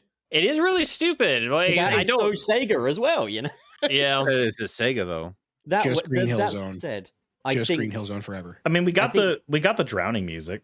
That was I one think thing. Paramount. I mean, if we had to have anything- that pointed out on Twitter. Yeah. first. I mean, clearly Paramount have won a few wrestling matches with Sega. For example, like Sonic's whole characterization in these movies defies the Sonic Bible and then some. So, like, I get the feeling that Paramount could be like, look, Sega, you're lucky. You're fucking lucky we're around here. We are the one source of fucking consistent goodwill for this fucking character. So you better hand over those fucking music tracks, you bitch. You goddamn bitch. Yeah, I I still really- think like the Sky Chase theme from like Sonic Adventure 1 would have fit. Like if only just a portion of it would have fit fucking perfect in when they're like flying in the tornado and the last scene like coming up to the robot. It's like I could hear the tone, like I could hear Don't it talk in my about that head. scene. Don't talk about that scene. You'll get sued. What? Because Pendos was comparing it to a page. Oh, Oh, Oh, yeah, fucking idiot. freaking- God, we gotta do a whole dude, episode about that shit literally- one day. dude, He's lost his fucking unironically, mind. when look, everyone, Tails was on a plane. Do you know who had that idea once? Do you know who had the idea of Tails being on a plane once? Everybody, look at me. Remember my legacy. hey That- guys, for that remember Particular tweet, he wasn't saying that he came up with it first. He was like, "Oh, that's a neat comparison." It's just everything else up to that point. And I fucking hate how predictable that guy is, because we predicted this shit weeks and weeks and weeks ago, and it happened exactly as we anticipated. I'm just Man. waiting for Ken Penders to like approach me in the streets, look me in the eye, and be like, "Hey, did you have parents?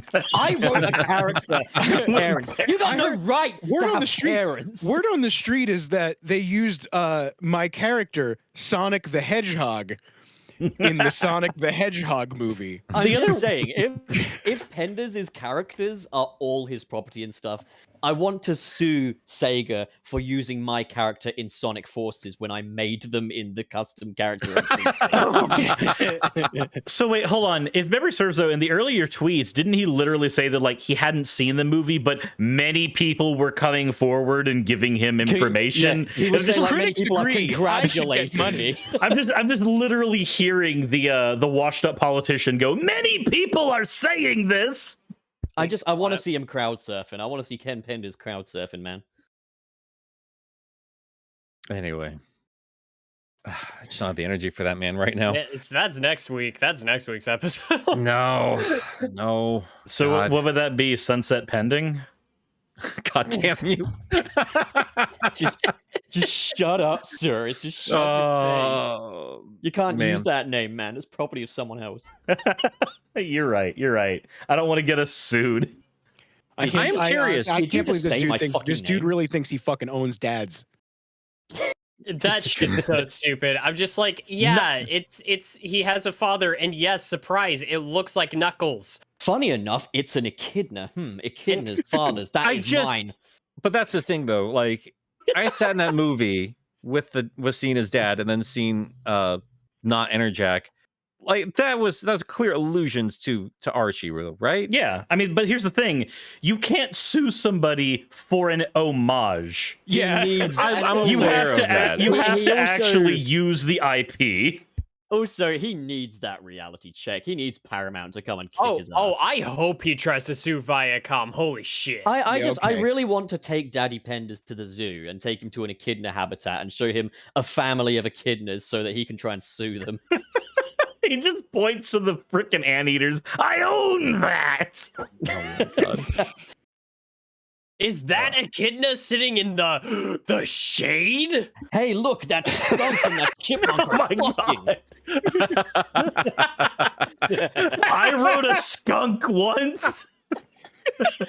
Hey, That reminds me. Hey, I those gotta- chipmunks are mating. I fucked a chipmunk once in my dream. I got a book that I try to order for Mecha March Madness. I'm gonna make it for my patrons so they'll see it early. But there is this little book that I just picked up called Sonic versus Zonic, and there is a unique skunk character in there. I'm very excited to get to that. My original character. That's Blonic. Oh, That's God. right, Joffrey Saint, son of a bitch. God damn it. Well, yeah, as I expected, we didn't really get anywhere with our human discussion. I mean, did you expect? What were you expect?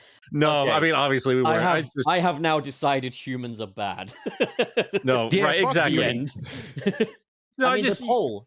There is a poll, Yeah. and humans won. well, obviously did. Well, I I already knew still- they were going to win. That's because humans win everything.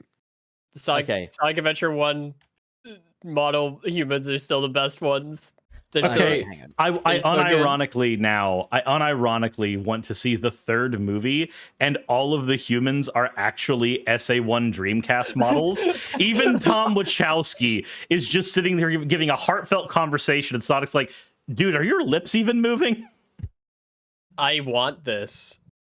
You know what? Give me the Dreamcast cut, you cowards. You know what I do find curious, as it were. So, a lot of Really? a lot of what I've seen. I'm gonna ignore that. That was simple, and it worked. A lot of the arguments that I've seen for, like, regardless of what you think about those characters, whatever. A lot of the arguments that I've seen have said, "Oh, well, you know, the movie needed characters like that, like Tom and Maddie, so it would appeal to, because they're trying to make it a successful movie franchise, not necessarily just for Sonic fans. Like that way, that's like why it's successful at a global scale or whatever." But so they're like, okay, well, they need to put those how Hollywood needs to put those Hollywood characters in for it to appeal to this wide audience. But what I think is funny is that, judging by my tweet, all the people that were actually defending those characters, like all the people that were defending those characters were like hardcore Sonic fans. And all the people that were liking it, and there were more likes than anything, were a lot of people that just agreed with it and didn't really give a fuck further than that. Because the loudest fuckers on the Sonic fan base are adventure fans. But I mean, so there's- what I'm saying is that if these characters exist to appeal to the broader audience, why is the broader audience agreeing with what I said, but it's the super hardcore Sonic fans that are disagreeing with it? Because the super I mean, can hardcore you fans also- have been swallowing shit for a long time, and they'll make any excuse to make it go down smoother. I mean, I'm Excuse gonna me, say have you this. seen how many fans there are of Sonic 06? I'm gonna say this. It goes with my rubber band theory, where it's like, you know, for a long time, like a lot of gaming journalists and stuff, and a lot of critics have relentlessly shit on Sonic. Some of it deserved, a lot of it kind of a little unfair, and like Sonic fans have been very shout on and stuff in the past. So it's that rubber band thing of, now that we're getting something from Sonic that is consistently of some sort of quality, it's, you know, people are going to be much more defensive now because Sonic has had such a stigma surrounding him for all that time. So I can understand it, but the bottom line is all this overcorrection. It's silly to be too negative. It's silly to be too positive. Just be genuine with yourself and others around you, and leave it at that. That's what I Fucking thought I hell. was. That's what I thought I was doing, and then everybody got No, angry. shut up, Gilly. You're negative. Be quiet. Fake fan. Fucking. This guy's never even played a Sonic game before. Yeah, that was my favorite. Some guy replied to all my fucking tweets and other people's tweets to mine, saying that I've never played a Sonic game. Yeah. No, it's I bet fine. that was news You to either you, get huh? that, you're either a fake Sonic fan, or you're too old. You shouldn't like this anymore, even though we're getting this from fucking 20-somethings. It's like, just fuck off. Like, everybody makes fun of us outside of the fan base. Everybody else makes fun of us. I I had like the I was gonna say, actual experience I had. Was it 4 months ago? I guested on Vosh's stream for a second, and like, as I hopped off, I was still listening to his. I was still listening to him on the, like, on his stream, and he was like, "So I didn't realize Suris was a Sonic fan. Everybody, I apologize for that." God damn. And I'm just like, really, you two, fuck off. I say that like over the past year since we've been doing this this podcast, which today is the 1-year anniversary, isn't it? Yeah, this is the 1-year anniversary. It's the 1-year anniversary of Nick. It's also the 1-year anniversary of It's Nick. my Happy first first- birthday, buddy. My first birthday, we'll go with that. Instead of Yeah, ancient, you we'll go wishes. infantile. Oh, wishes. Well, of Anyway, course, if you're happy- infantile, you couldn't have played any of the Sonic games, you fake fan. Happy 58th birthday to Nick. There are people genuinely in my Discord who are like, "Oh, I thought you were in your mid-40s." Like, what? Fuck Oh off! my god, I would kill Fine. myself. Oh, I thought you were as old as my dad. He's turning 73 tomorrow, by the way. You- I thought you were 10, judging by how you dress. Oh, I got that. That was well done. Well done. Jesus. Oh. Anyway, I mean, the humans are here.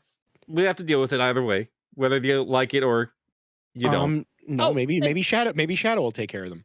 But here's the I thing. mean- I wanted to ask you guys about With this. a gun!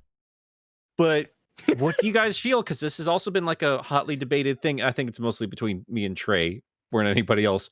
But what do you guys think is going to be happening with Shadow in the next movie? Because they go out of their says way to damn. say he's here for 50 years. We're going to see a body. He needs to Shadow's so hold a gun fucking and old. say damn. It's about that time of Glock. Look, I'm still so proud of you, sir. It's like you just go full on into it every time it's brought up. Like, oh, she's toast. We're gonna see a body. I want to see blood. What do you guys think? Do you think I they're wanna see a going to go little out of their girl way? die. I not only do I need to see a body, I need the gun agent that executes her in front of Shadow's eyes. I need it's him just- to be you just using see- a pump action the young MP5. agent needs You to don't be see the Olive Garden shot. man. You see Shadow's eyes, and you just see a silhouette of her falling. You just hear Maria. I need them to kill her with a pump action MP5. I need an old scientist to be taken out via firing squad. I need And to do then an elbow drop on and a then wait, corpse. and there we go here, and then we can have a fucking half-hour scene towards the end of the movie where the gun agent who shot her has to come to terms with the fact that he shot a little girl, and they're like, "You weren't supposed to do that," and he's like, "Oh, I was," and they're like, Also- "Oh no," and he has to go to therapy. But While Maria gets shot, she's flossing. And Gilly, at the end of that scene, that gun agent was Albert Einstein, and everyone clapped.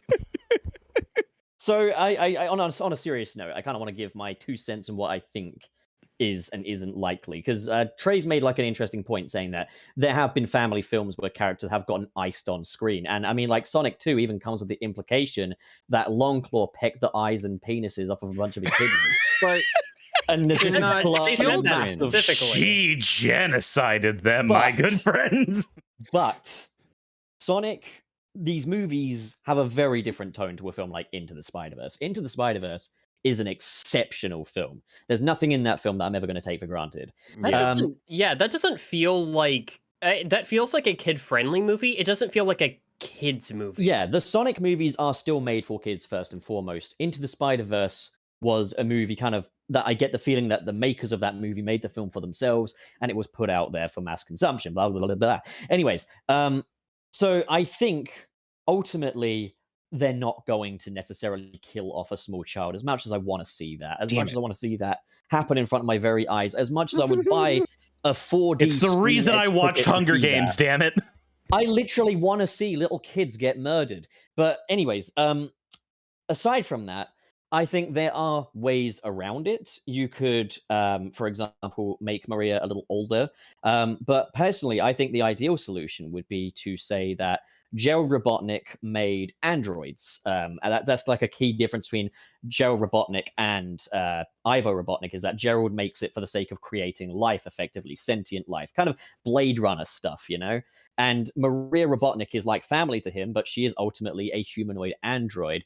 And rather than fucking gun going in there and shooting the shit out of her, as amazing as that would be, I get the feeling they'll like shut her down among a bunch of other androids and Shadow escapes. And it's like, it's not just that he's lost Maria, he's lost everyone he's ever known, effectively. Dude, it's gonna be perfect. It's Maria there, like she's actually the one that helped create the Eclipse cannon, and she's getting ready to fire it and everything, and she's saying, "I am Miranda Android. This is who I am," and then her head fucking explodes. It would be amazing.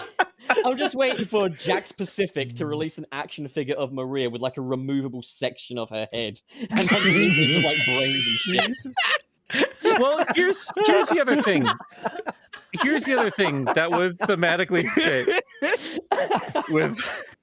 I'm actually trying to have like an actual theory going on. I can't. God damn it! It comes with a second head with a bullet wound in it. Give me a minute. Swap out. Comes with a bullet. Removable. Sonic 3 Edition like, Operation Board Game. Do you remember bullets from Maria without touching the edges? Do you remember buy the Arc Battle Set for free AIDS? Do you remember those old action figures? There were other ones that did it, but the main ones that did it were the Power Rangers ones, where you press the belt and the head would flip to a different head. Yeah. That, but the second one has a bullet wound in it. And it just needs to have like a sad emoji face. Maria, battle damage. It's Comic-Con exclusive. Sonic 3 gets a partnership with Nerf, and just on the box, Maria Nick, like a Funko Pop. Please don't make Hasbro own more of my life and hobbies. That's the fucking like Best Buy exclusive steelbook. Is just like the front is a gun agent just firing at Maria, and then like and Maria's like in the foreground just like being blasted away. The entire back cover of the steelbook is just a blood splatter. The Blu-ray itself, the disc, the hole is a bullet hole in her fucking head. You know, like as part of like the Happy Meal promotion, like McDonald's did like a little mini. You know where I'm going with this.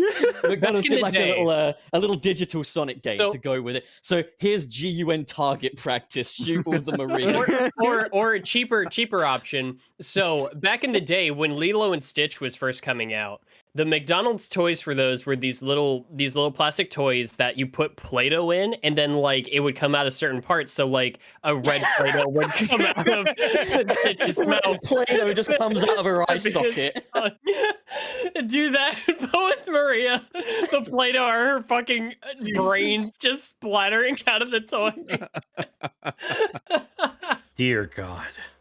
Oh, I hope they do a scene in the next movie where like if they go back to, you know, wherever they're from, Mobius or whatever, and they stumble on a bunch of like owl pellets that have echidna bones in them. Well, here's what I wanted to get to though. If they did actually kill off Maria, and I do think with them doing like 50 years in the past, I think we're getting some allusion to Shadow losing someone important to him. And that would thematically go in line with Sonic and Knuckles specifically. And that would be a decent dark mirror for this version of Sonic, is we have two people that have lost some important like parent or sibling or something early on in their lives. And this is how they both dealt with it in their own ways, where Sonic, you know, learned to love people and, you know, grow up on his own and still be a hero. We have Shadow, who's, you know, become just a mean bitch in all that time by himself. So we get to have the Knuckles Sonic beach scene again, but it's Shadow. And given that it's in the past, that means that Maria can get killed by Longclaw.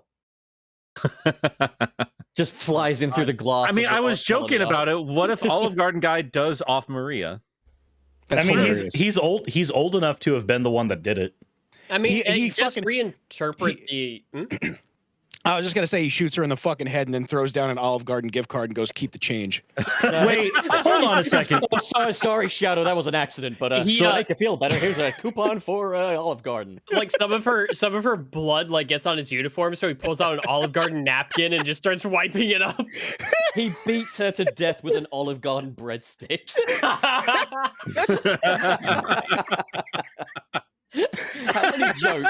How many jokes are going to be made about You know what's the All the Yeah, time, Maria- forever. Maria seems Forever. like a good kid. Like, she seems so chill, and we're all just talking about like the many ways she could just get murdered. Well, that's all. You know what? You know what? That's Honestly, the only thing her character's good for. if you don't is want to get dying. made fun of, don't get a bullet in your head when you're like. Yeah, if you don't want to get made fun of, just don't die, idiot. There you Oh go. God. I do think they're going to change some things around. If I just had to make a guess, I would say age up Maria and she still dies. And that's it. As long as Maria dies, I'm happy. That's I think like I'm fixated on the child murder part. I can't think of any example where they actually killed off kids. Check the I feel like- Discord chat. I feel like Oh God. we're not putting that up on stream. No, No. we're not. I feel like So- we're, So I just want to point out something. Look at the picture of the gun commander from Shadow the Hedgehog, and then look at the gun commander from the movie. They're actually not that dissimilar. oh They're no, not. They're really. They could- They they- really did it, aren't. didn't he? He did it. He did it. Yeah. Okay, He says, "Oh God, so- Project Shadow." He knows what it is. yeah. Oh, okay, so he knows exactly what it is. Yeah, because he's played It's Sonic all- Adventure 2. That's It's why. all making sense. Okay, so you know how like a lot of people after a bad breakup, like they will just eat like an entire fucking tub of ice cream. His thing was going to Olive Garden and eating pasta, and he's just sitting there. There is no bowl of pasta that can satisfy like his grief and his sorrow. He needs a I made pasta bowl. Wait. myself in pain. I want He to needs- say He needs a I want- pasta bowl that's never ending. That's why he's so obsessed with it. Marshall Hamilton just said, and you guys wonder why people don't take you seriously. Please don't. Did they ever? Please don't. did we wonder? I never told anyone to take me seriously. Don't fucking do that. I'm Did sorry. we wonder? I am so sorry, Marshall Hamilton, that we are sitting here having fun talking and theorizing about things that This aren't is a even going serious to happen. conversation. Marshall, Right, this is Sonic the Hedgehog. This is serious business.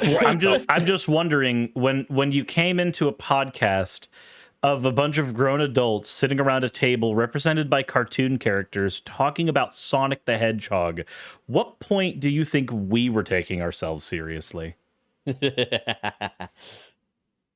What do you guys think is going to be the big bad for the next one? It's Chaos. no. Yeah, I think Chaos is going to be the Wallace bad of the and I- Knuckle series. Wallace and I actually had a little mini discussion in the DMs while you guys were talking at one point. And yeah, go on, Wallace. You talk. Yeah, because I actually did bring this up last week. Although stuff has changed in a week, and I'm kind of hoping this isn't what happens, but it is something they could do. Because we were talking about how the Labyrinth Zone temple in the Sonic 2 movie has that hidden mural of Perfect Chaos, which is fucking awesome, and I still haven't gotten over that. That's so cool. I still think it's possible with like with I just saw the fucking classroom picture. Can we go ahead and I'll continue in a minute. Can we go ahead and put that up there? I literally did that in Paint really quickly. That's another hit tweet if there ever was one. You gotta put that up. Can I just give it up for Pup? Like actually like throwing out some tweets on the account that have just been blowing the fuck up. Yeah.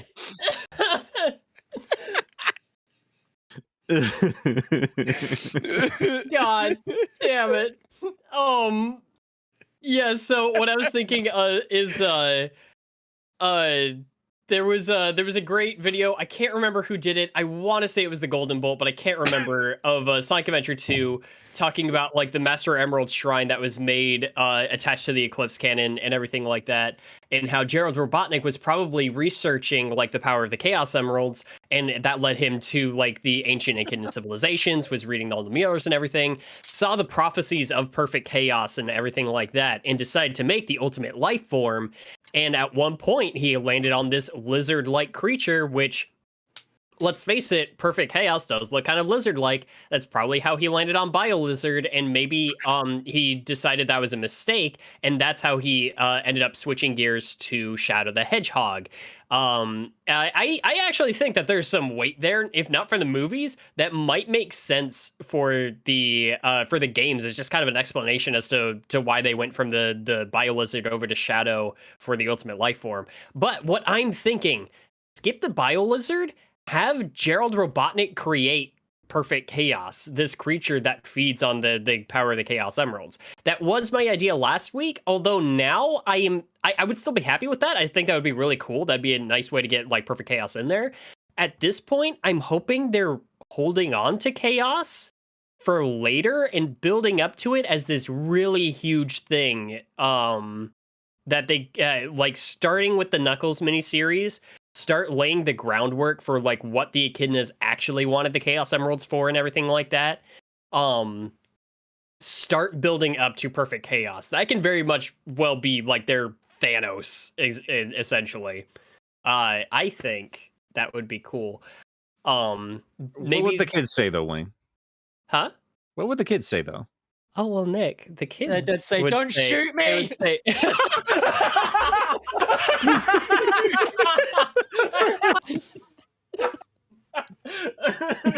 They'd say it's pretty wizard. Boy, it would, Kadabra. it would be pretty wizard if you didn't off me. Oh my God. That reminds me, we got that Secrets of Dumbledore is out today. Do you think it has any chance of dethroning Sonic at the box office? No. I hope No. I think it has a chance, but I don't want it to. I Considering don't want that, it to either. considering that the filmmakers are literally abandoning the Fantastic Beasts franchise after this, nah, there's a reason they're doing that. Man, I mean- WB is in trouble. And Crimes of Grindelwald was already such a shit movie. Yeah. Like, you don't walk back from that. Yeah, Dude. I've heard nothing but bad things about that new movie. Oh man. I know like what I want to see in Sonic 3. I want to see Robotnik wear contact lenses that have like black out eyes and red pupils. There you That's go. not even a joke. I I- want that to be the I'm- next evolution. Dude, if they do like the android body for Robotnik, like you could do that and it would look fucking sick. Yep. Give I him agree. give him the AOSTH design, please. I do want to say We need to see the inflatable ass. We need to. Is it I- that time again, boys? I did want to say though, like one thing I appreciated about Sonic 2 was it gave us a lot of things that we recognize from the games. For as much bickering as we've done about essentially 2 scenes of this movie, we all like this film, and it's I really enjoyed that there were so many things in there. All these I was thrilled to see what is essentially just fucking Labyrinth Zone. I'm still God damn it, Pup. like earlier this week, I was theorizing on Twitter. I was like, did Robotnik reference a 1950s sci-fi movie at the beginning of Sonic 2? It's like all these little things in there I fucking love. A lot of things we recognize. I don't know that enough credit is being given to the original stuff that it's done. And it's the little things, like, I like the way that they're handling the Master Emerald, is that it was created from the Chaos Emeralds. I really like that we got a Master Emerald charged Eggman. I don't know that we've seen that shit before. Anyway, We have. Eggman, I've asked for Super Robotnik for a while. We had an Adventures of Sonic the Hedgehog. We actually Did we? did, and yeah, he turned lava people into people, and he threw Scratch and Grounder into a volcano. It got pretty dark. it's And still... Sonic didn't get any Chaos Emerald powers in that show, but Robotnik did. He just fucking cloned himself. It's still, though, you know what I mean, though, is that it's like, there's still new things that this franchise has given to us that we haven't seen elsewhere. And I kind of hope that they, as much as I want things that I recognize from the games, I will never shut up about wanting Perfect Chaos. Like, that is the one thing I want the most from this film franchise. Well, I want to until see we that get shit it, in live then. action. No, because like after that, I'm just gonna not shut up about how much I loved seeing it. But Or you'll be like me with there's- Mysterio, be like, he's coming back, I'm telling you.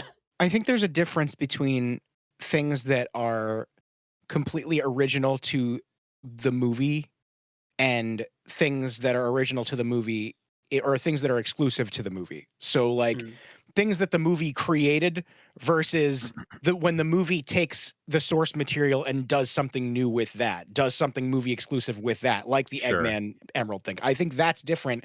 When I for example had said like on Twitter, I mentioned something about it not following source material, people a lot of times take that and they think that you mean that it should follow the exact plot of every Sonic game. I'm like, no, but it should if it wants to, it should tell a new story with elements from the source material.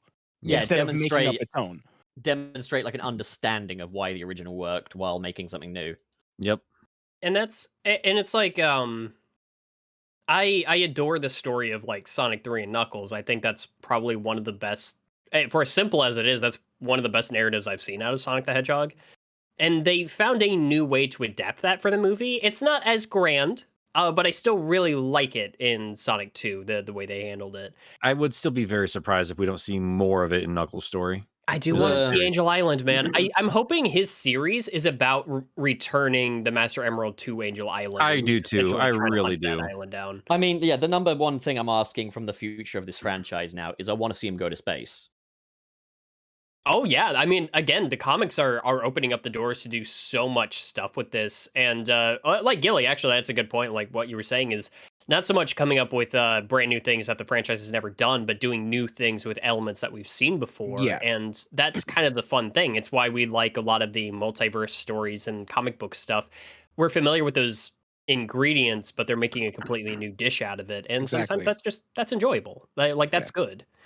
And I think that's something that this franchise should lean into a little bit more. And Sonic 2 did kind of convince me that can be a good thing in its own right. I don't need everything to be the games taken straight to the silver screen. I want to see a way that it's done better for a movie than it would have been for a game. Yeah. I think the main thing here is that we all like the movie. Yeah. But just like anything, not everybody is going to like every element, and it's okay. You don't have to completely stan everything 100% of the time. You can like something and still criticize it, or like something and still admit to yourself when certain parts might not be that good. And even if you're the kind of person that does like the whole thing, you also don't have to get angry when somebody else doesn't like it. And get angry when somebody does like the thing but doesn't like the entirety whole of the thing. I've said this a million times. Sonic 2 is my favorite game. Metropolis Zone sucks fucking dick. It does. It really, really does. I fucking like Sonic. I do. Sorry, go on, Wayne.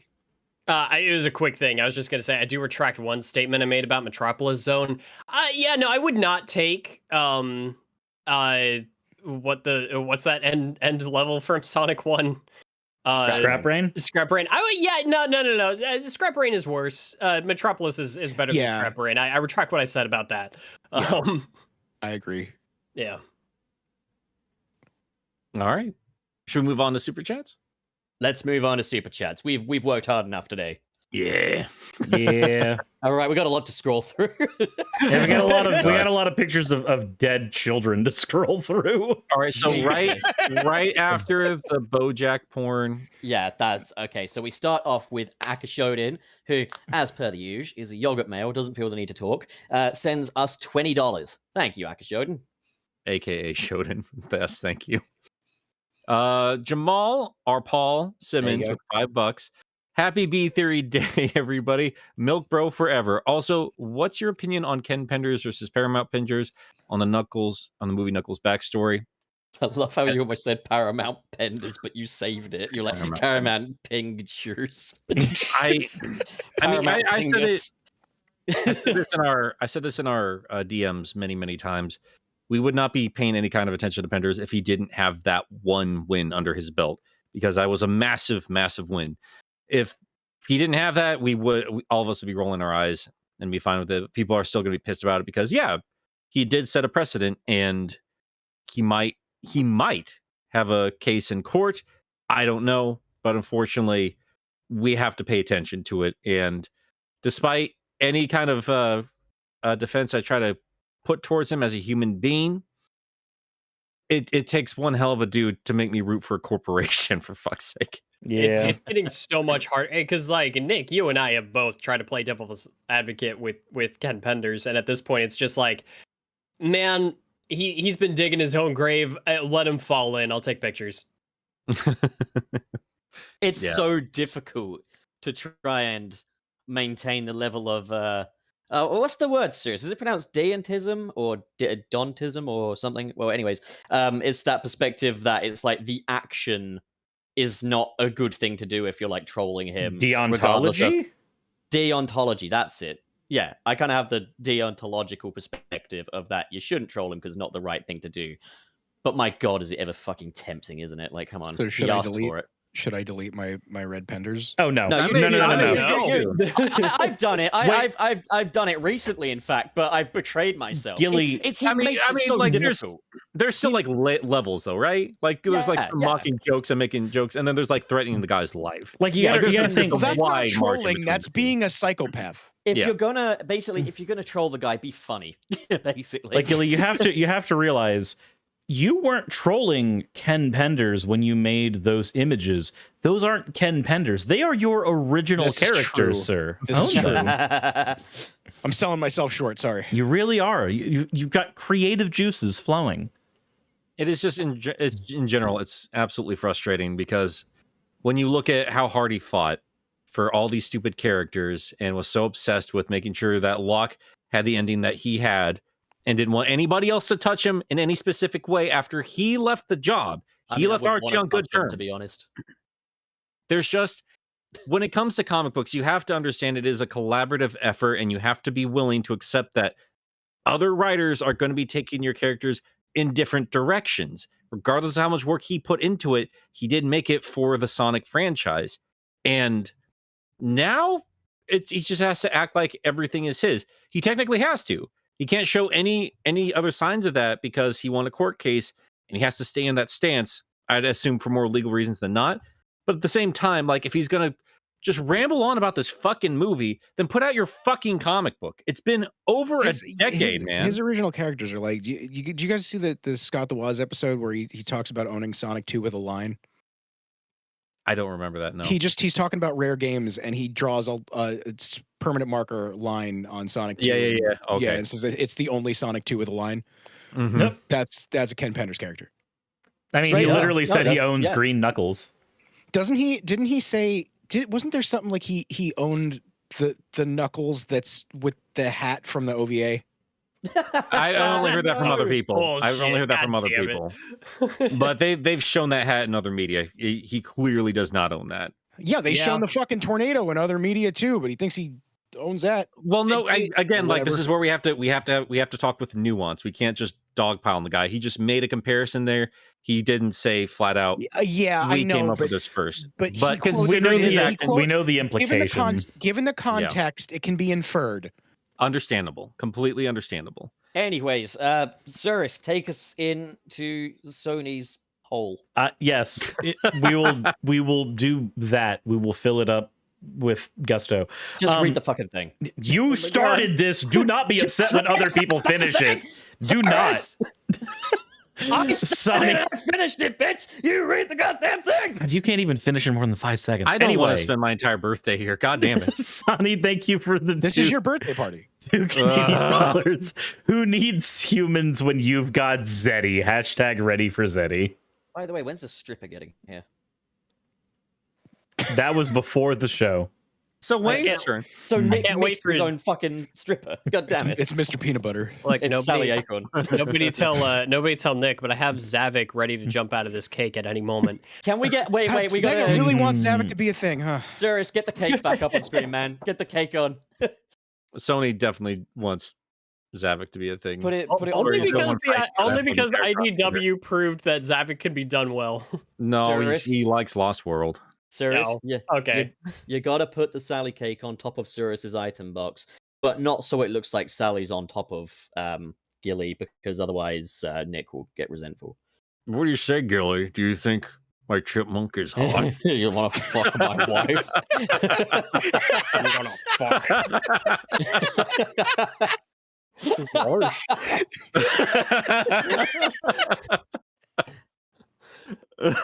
Happy birthday, Nick. We're gonna fuck Sally. You're getting cucked. Fantastic. So wait, where am I? Okay, Xander. Some could call it a chip cuck. Xander. Is it? Gotta stuff them cheeks. And Xander Johnson with US $50. Thank you for the generous super chat. Hey, you sexy gamers. Love the podcast and is always a highlight of my Fridays.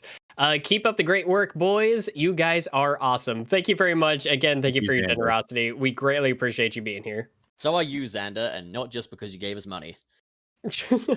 I mean it. Gillicent, you're up with Jamal, our pal. Hi, guys. Knowing Sonic 3 movie is coming, who do you guys want to play as Shadow and Rouge? Also, do you think Amy Rose and Metal Sonic will be in Sonic 3? I think it'd be a little bit crammed at that point if we have all I think four. Amy's inevitable. Rouge is possible.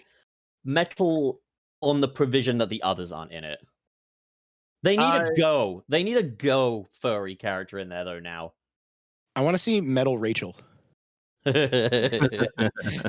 know, real talk. I think what if like as a stand-in, I love the design of Mecha Sonic in 3 and K, but what if they did Metal Sonic as kind of like Knuckles' adversary in the miniseries? If they ever do game. a robotic Sonic, it's going to be Metal. I would like to see that. To be fair, I think we're all going by the assumption that Metal Sonic would be like a big bad. It could just be for one scene, like Robotnik's. He could be. Yeah, we got to get him off of our tail. He No, he deserves a little doesn't. better than that. He fucking doesn't. He's never been, with the exception of Sonic Heroes, he's never been the main villain of a Sonic game. Well, I would say that Sonic CD basically He just comes in for a quick fight. You race him, you don't even hit him. He was ever present though. That's my thing. Is that he's built up early on in the game, and he is they dangle his presence in front of you the entire journey. And I would say that he's built up almost to be as central an antagonist as Eggman himself in that title. He's Bowser Jr. from Super Mario Sunshine. Yeah. There you go. Yeah. He's a core rival in that game. My thing is not so much how he's been treated, it's his potential. He deserves better. I'm okay if they just give him a quick scene. He's barely a character in the first place. Well, fuck you, pup. Fuck you. You come to my house, suck my dick, call me gay? I would like. I love that meme, unironically.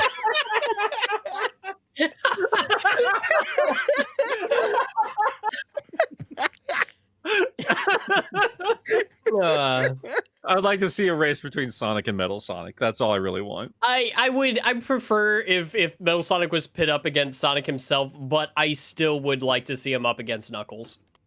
Get a Metal Knuckles, baby. Yeah. Oh man, I was showing my coworker yesterday what Metal Knuckles looked like, and he was like, "Dude, that's fucking sick." And I was like, "I know." It's a great design. Where were we? Yeah, I've got that Jordo with $10. Chili dong.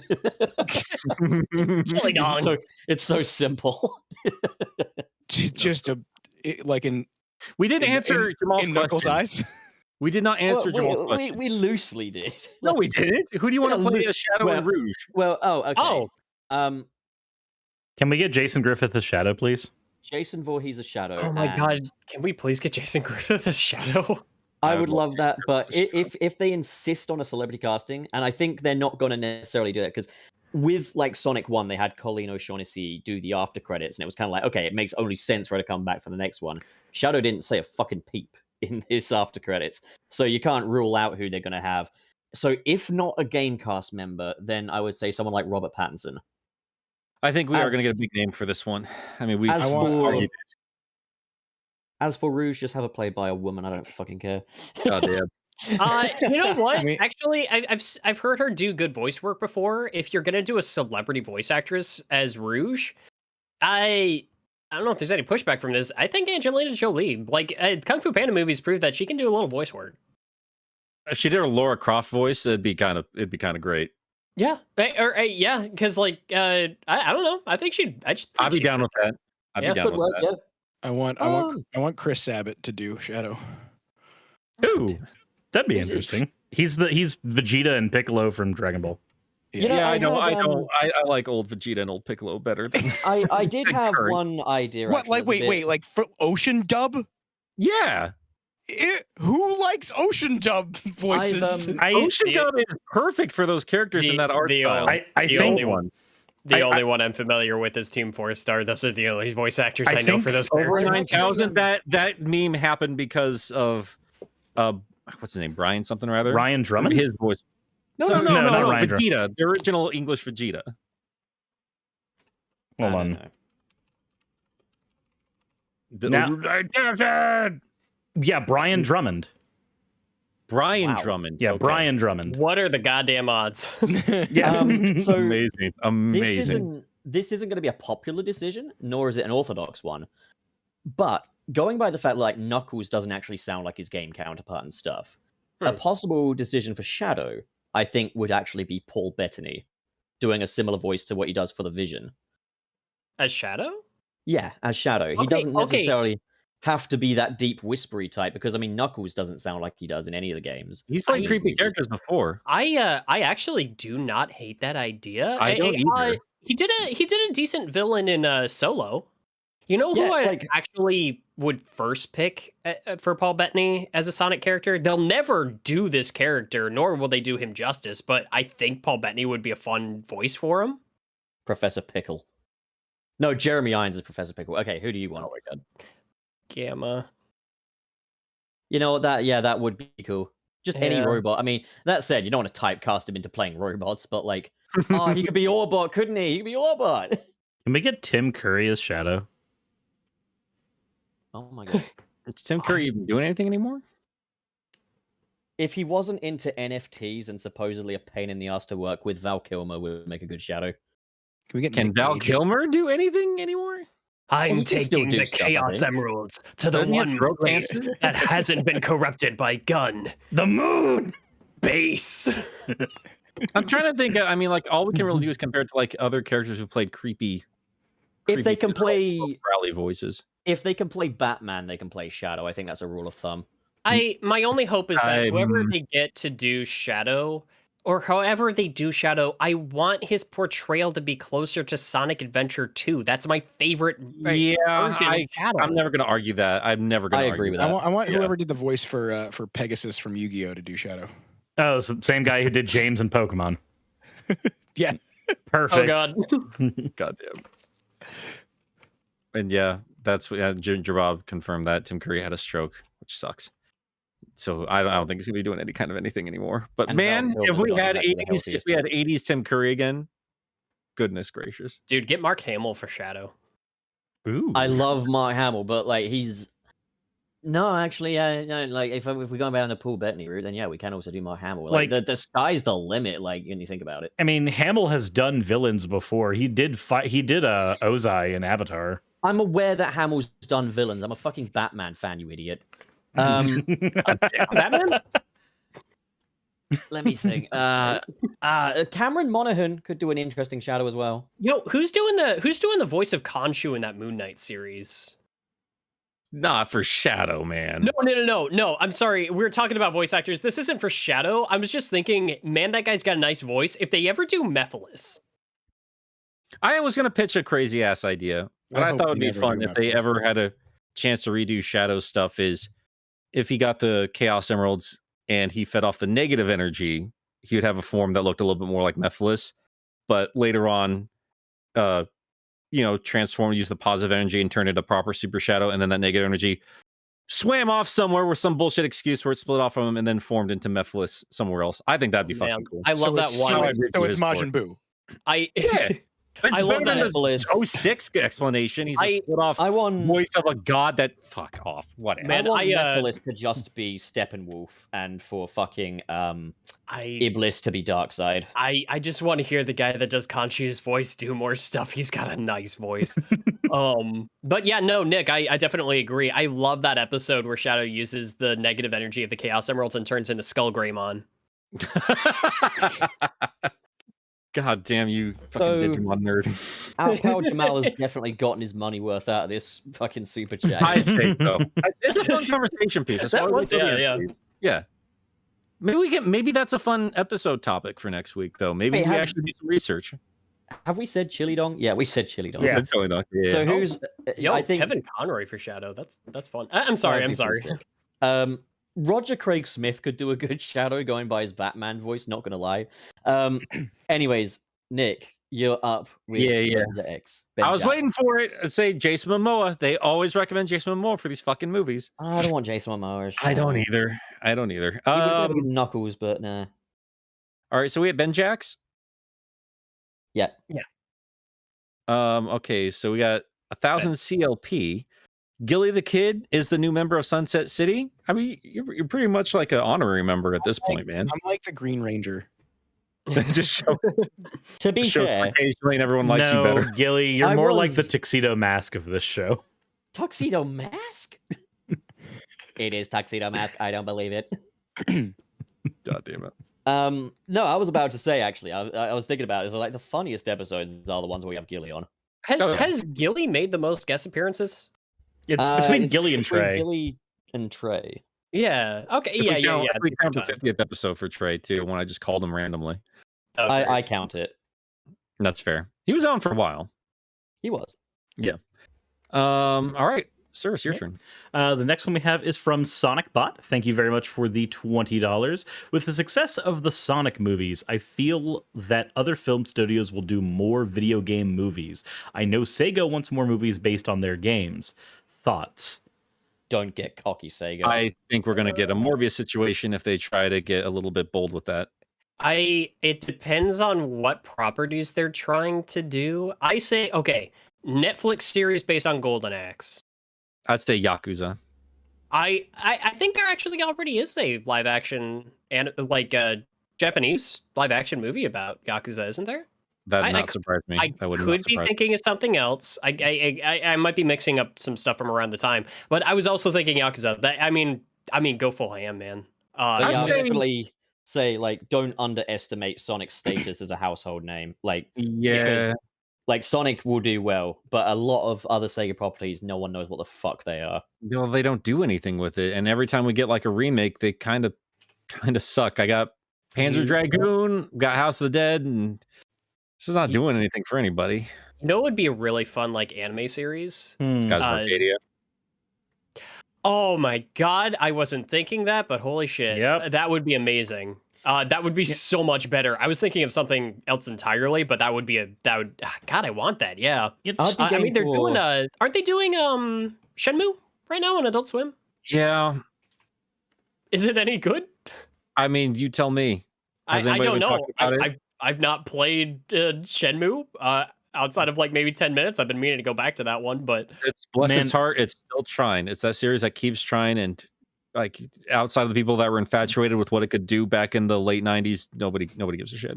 I I- make a good movie that you could get like Guillermo del Toro to direct. Shakan the Forever Man. That's a Sega Why game. has nobody mentioned Echo know the what? Dolphin yet? no, you shut your Oh, goddamn mouth.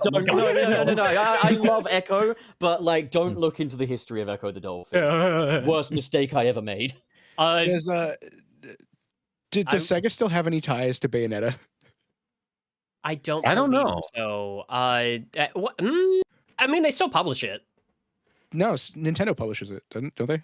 Is that right? Yeah, that's why it was Okay. exclusive to the Wii U. Yeah, Nin- No, well, because Sega still has their logo even on the like on Bayonetta 2, so they've got to Could be still an affiliated with it in some way. exclusivity thing. Yeah, like it's not as simple as who's publishing it. Sega could be exclusively publishing it through Nintendo because Nintendo helped fund the project. Yeah. I was actually going to suggest, like do like a single season anime, maybe even like a short or like a short series on Jet Set Radio. That would work as an anime. It would have to be like a genre thing. Oh yeah, an anime. Yeah, like something that is distinctively in a specific genre. Like and it has make to that be work. animated. You don't do that shit in live action. If we're going real life stuff, I'm gonna be honest. I feel like Sega could probably do more for the Conduit story than the Conduit video game series ever did for its own story in a movie.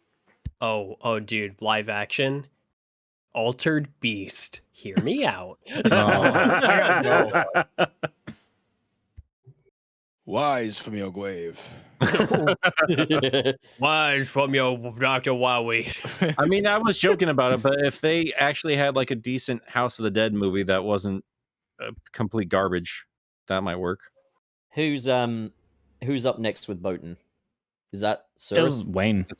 Oh, I think. Wallace. Yeah, sorry. Man, these are a lot of fun conversation topics. They are. We keep They're getting very sidetracked. good super chats. But yeah, Boaton with $10. Hello there, boys. Happy birthday, Nick. I will draw you a dinosaur later. I just got my hands on a Series S and only played Sonic Unleashed for the Xbox 360 on it. Now that is culture. I need to pump my copy now that I got my Series X because I've been playing. the frame rates are nice. I've been playing the fuck out of Sonic the Fighters on the Series S, and fuck Attaboy. Metal Sonic. Phenomenal. God, He's so cruel. Like I put up the fight of my life, man. I was tactical. I was amazing. I got him down to his last bit of health, and then the fucker barrel rolled me, and I died. I'm not happy or impressed. I shared in our little Twitter group chat last night. Like there was just this adorable little fan art of like Amy and Honey the Cat. Somebody posted on Twitter. So fucking cute. Yeah, I know how to translate you, Wallace. Don't worry. I don't know what that means. I know what you mean, man. You're the kind of guy that watches porn and then calls it charming.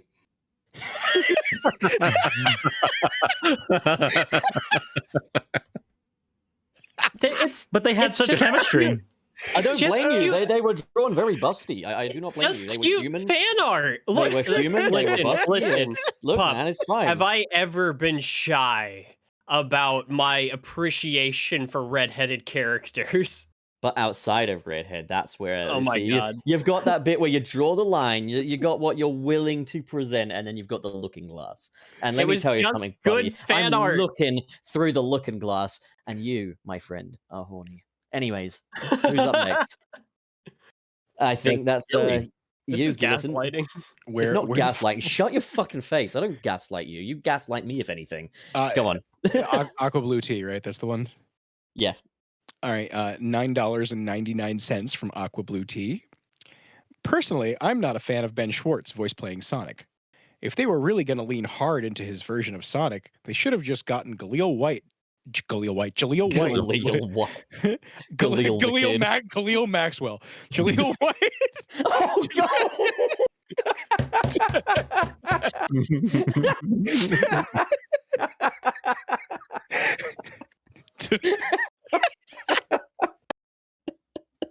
we know what Gilly's short for now.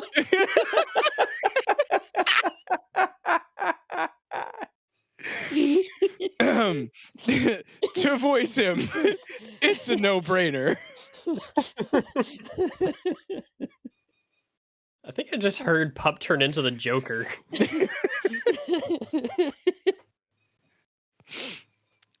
Oh god. Oh, you killed me, man. You killed me. I disagree respectfully. Yeah. No, Oh, I Nick's would- gone. Fuck. Is Nick okay? Yeah, His he just, like, computer's acting computer up. died. Oh, Yeah. right. Okay. I thought he was just very unimpressed. He just, yeah, I was like, why is he not laughing? It doesn't help that his profile picture on Discord is him looking with this grimace.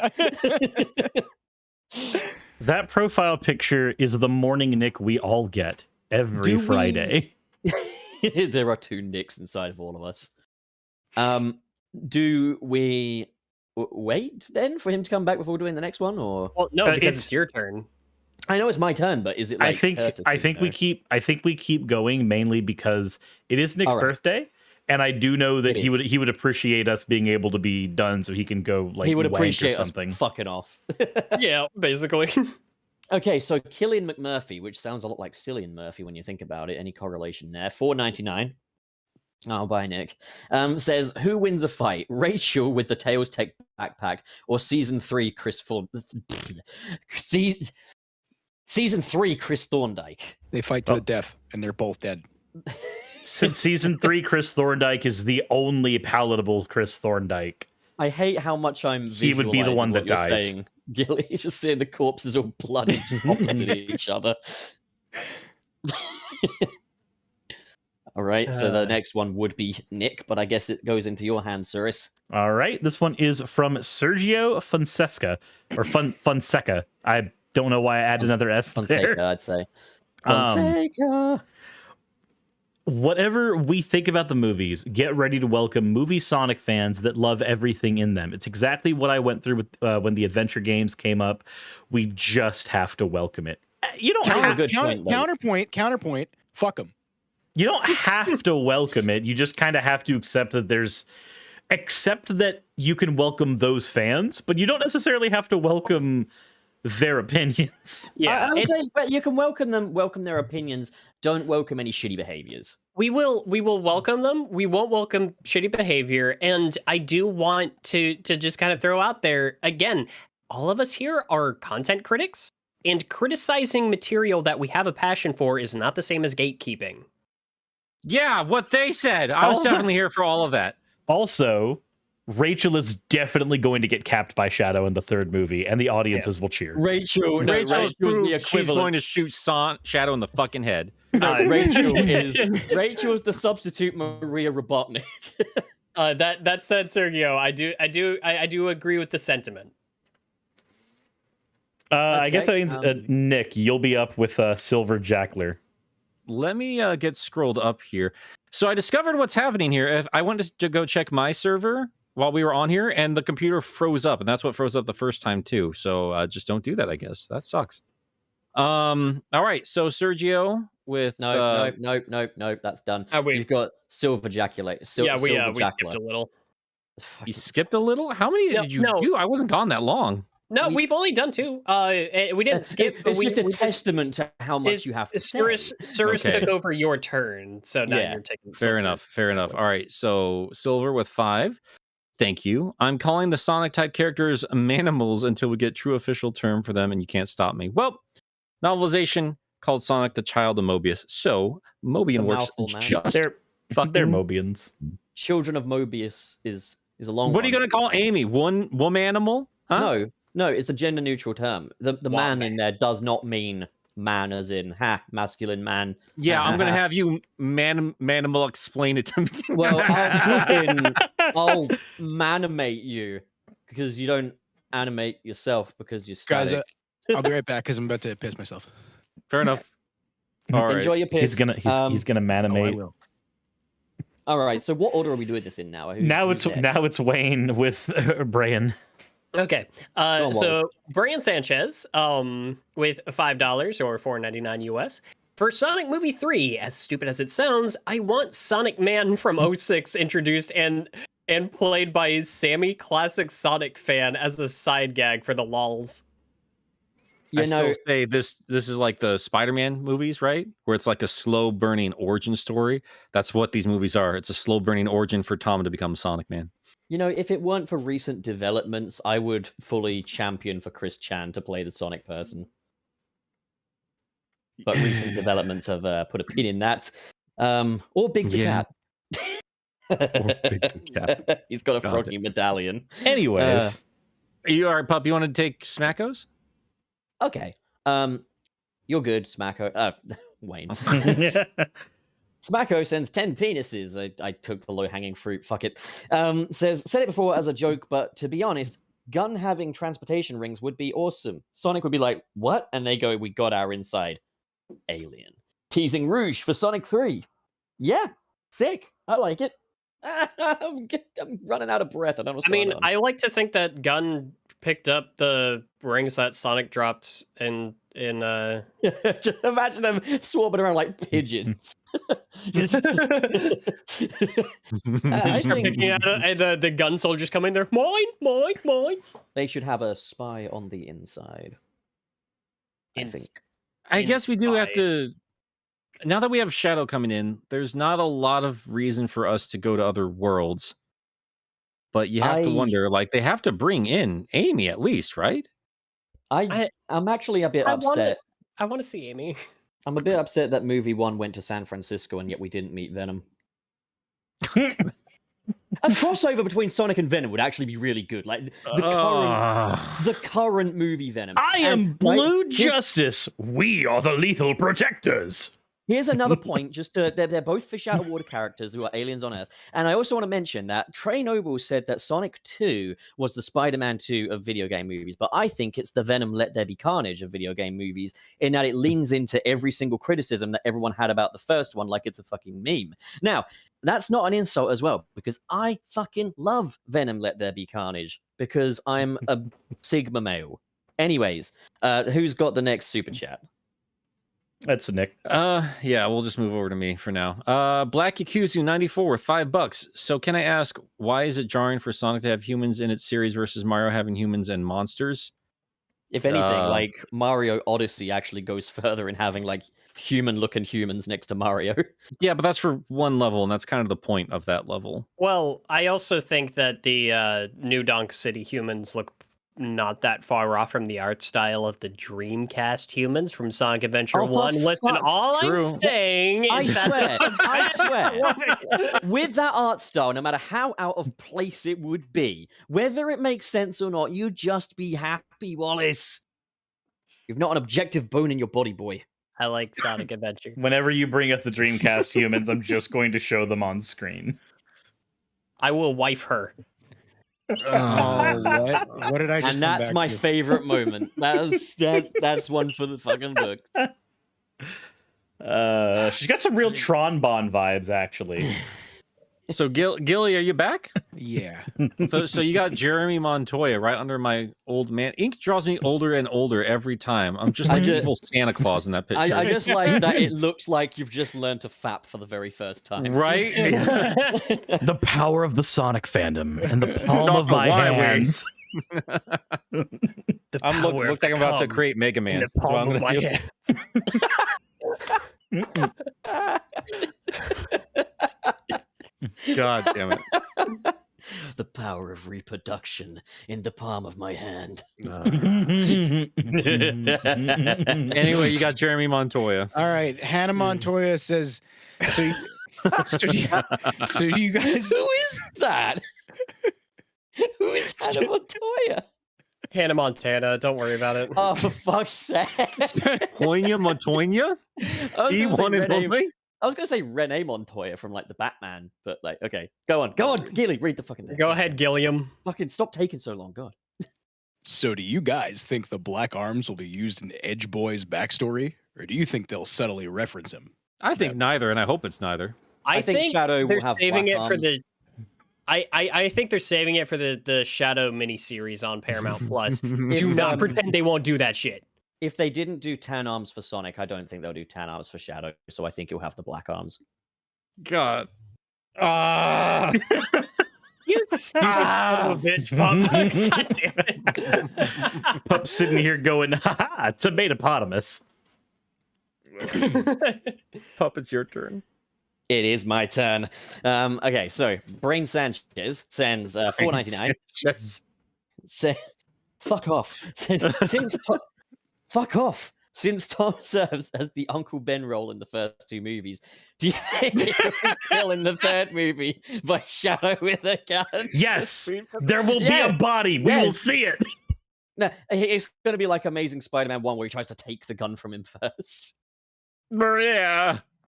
Let me handle this armed robbery in the worst possible way. Sonny just comes over. They took everything He's away like, from me. Now "Oh, I'm no, my taking name's it not away Peter." from you. You remember in Amazing Spider-Man 1 where that guy with the gun was like struggling with Uncle Ben and he just started screaming, "Get out of my head, man! Get out of my head!" God damn it. I think I've met you guys before.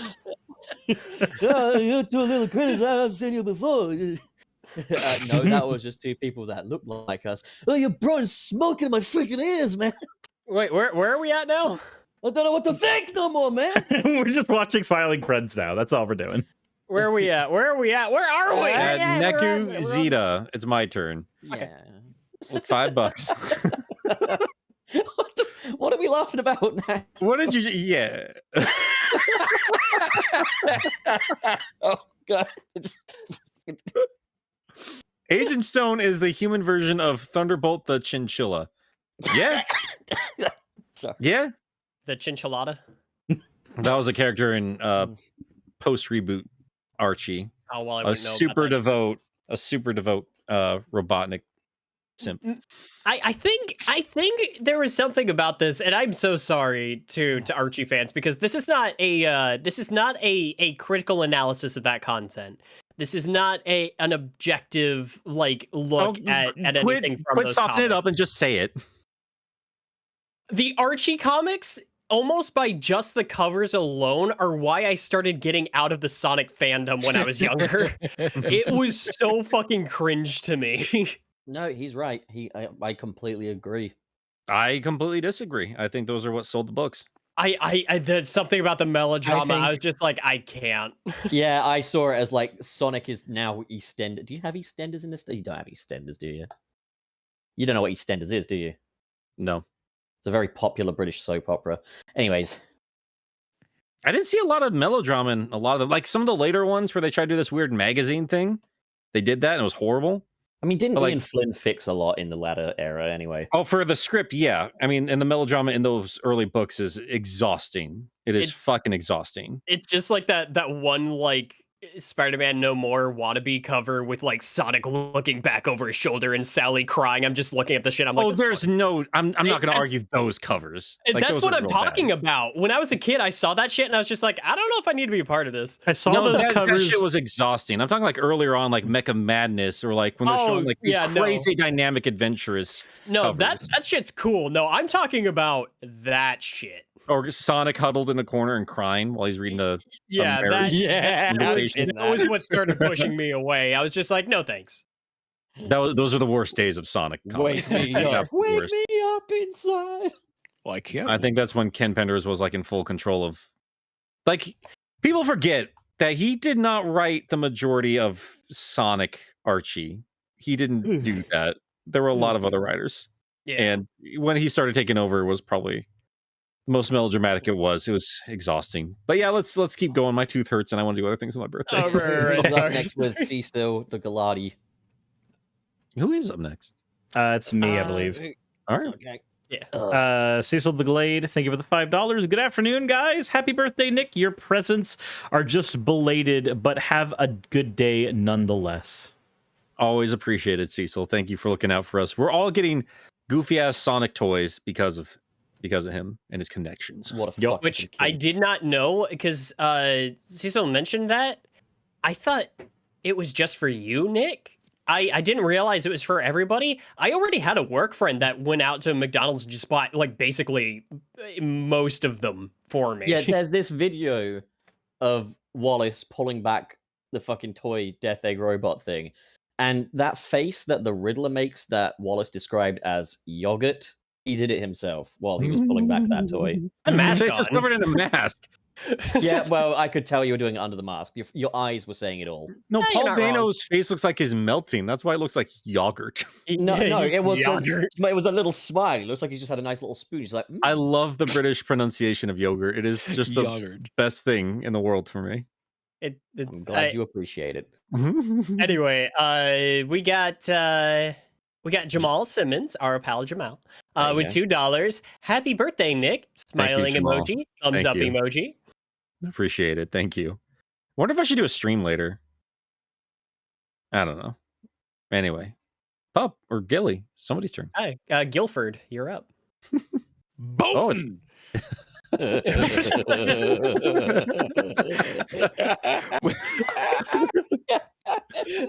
Come on, That's Jelly. the only way I'm going to say that name now. Rather be boatin' with $5 says Gilly, I hope you're ready to see Eggman with a whip later. And a you name. did ask for some yaoi, so I can't wait. Oh man, So- we got Shadow coming in with those Yowie Can hands. only happen if I only want to see it if Stone has a ball gag in his mouth. Agent Stone, I hope you're rock hard. He's the obvious sub in that situation. Come on. Anyway. Okay, so our Power Jamal is back again. Sends $2. Says, "Do you guys like Knuckles and Tails' new backstory?" I'm gonna go ahead and say a definitive yes for both. Oh, it's wonderful. Those two characters work so well off each other in that movie. Yeah, I agree. I don't know if they're too entirely. I mean, Knuckles is absolutely different. We're getting a reverse. We're getting a Knuckles before a Master Emerald and Angel Island, which I think is new and interesting. And I like it. Gives us an excuse to. I don't know. You had to find an excuse to get Knuckles off of Angel Island. I like the idea of him seeking it out. So I like that reverse. Boaton's done the artwork and tagged. Great. Can't wait for that. But Tails hasn't changed though. That's the only difference is like he sought out Sonic on a different world because he's an obsessive fan. He hasn't had the chance to be a fucking little bitch either yet. So that's something. So there you go. I think it's my turn with Sergio. This is what I was originally reading when I came back here. You know what's funny? Paramount producers will sit down and study this podcast. Yes, I can't fucking wait for Maria's now. I keep saying like probably not, but after a couple of like very potent lines like about Knuckles and not being alone, and then my jacket, I was like, I mean, maybe. And the ass copter. But fucking ass copters. Those sons of bitches stealing everything from me. Obviously, I came up with everything. I created Sonic. The Nick Penders arc is coming up. So are you saying they took everything away from you and now they will feel your loss and despair? I'm saying they did not give me a fucking invitation to the premiere, and I'm very goddamn bitter about it. Well, you would have had to pay for your own like flight and shit. What's up? Best Cam's Fun Hot Girls and Boys 18 Plus. Oh my god! A new guest. Look, Wayne, how charming! Wow, I can't wait for them to just try. Oh man, I can't wait to see some really cute breasts. I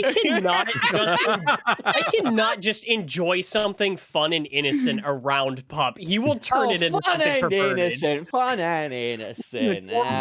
How would you describe the Shantae series then, Wallace? I think it's a fun series that a lot of people get horny over. Look, listen, Wallace, do you want to fuck my wife? Goofy. I was so uncomfortable watching that. I was so unbelievably uncomfortable.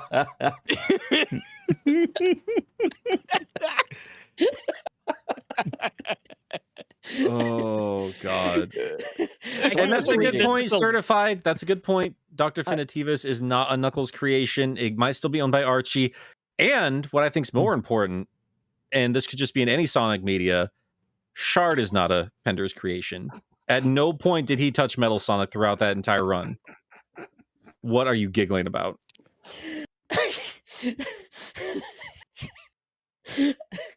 Hey, Wayne. Oh no. I've been reading some really cool comic books lately on a website called Mobius Unleashed. God. Damn.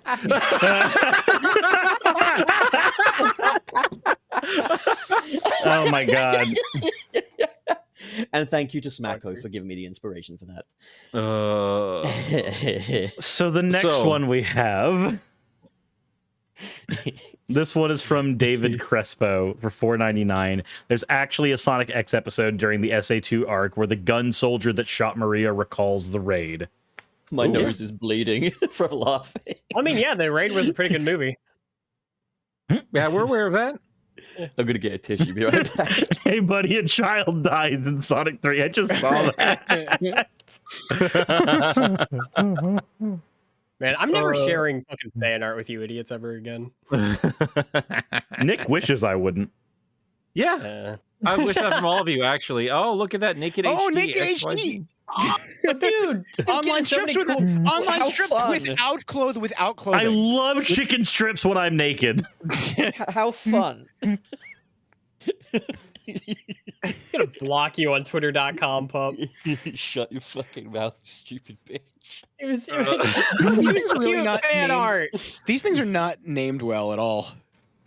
No. Like, No. is there somebody's go, oh, naked HD XYZ online strips without clothing? Without clothing. Without it? I certainly hope so. Free sex Shadow the website Hedgehog includes never I bet- wears I clothing. bet she looks good without clothing. full frontal nudity includes vagina. Bonus DLC vagina. Okay, who is up? I don't know. Vulva mania.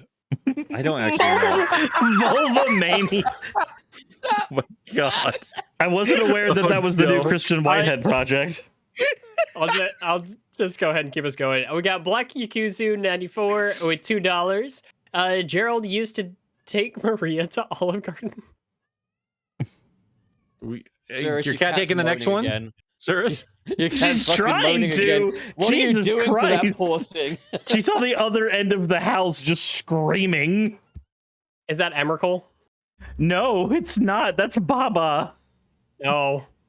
Well, tell So her. Maria got shot because she confessed that she was a bigger Fazoli's fan. That's what happened there. She said she prefers the Red Lobster, cheddar biscuits. Oh, yeah. Who's next? Gilly, Yeah. Where are we go on, at? Gilly. Zebin. right under all these amazing bits of Right, robot- Right under right the button. my- you know, I right under forgot- Eggman checking for lumps. I forgot about that thing, by the way. One of those photos of Eggman that you posted. The kid. I fucking forgot that was I blocked that out of my memory. I like how there's a little tube of something on the ground as well. He's doing that face. The arse is in his face, and there's a little tube of potentially lubricant on the floor. Oh no. All right, Zerbim with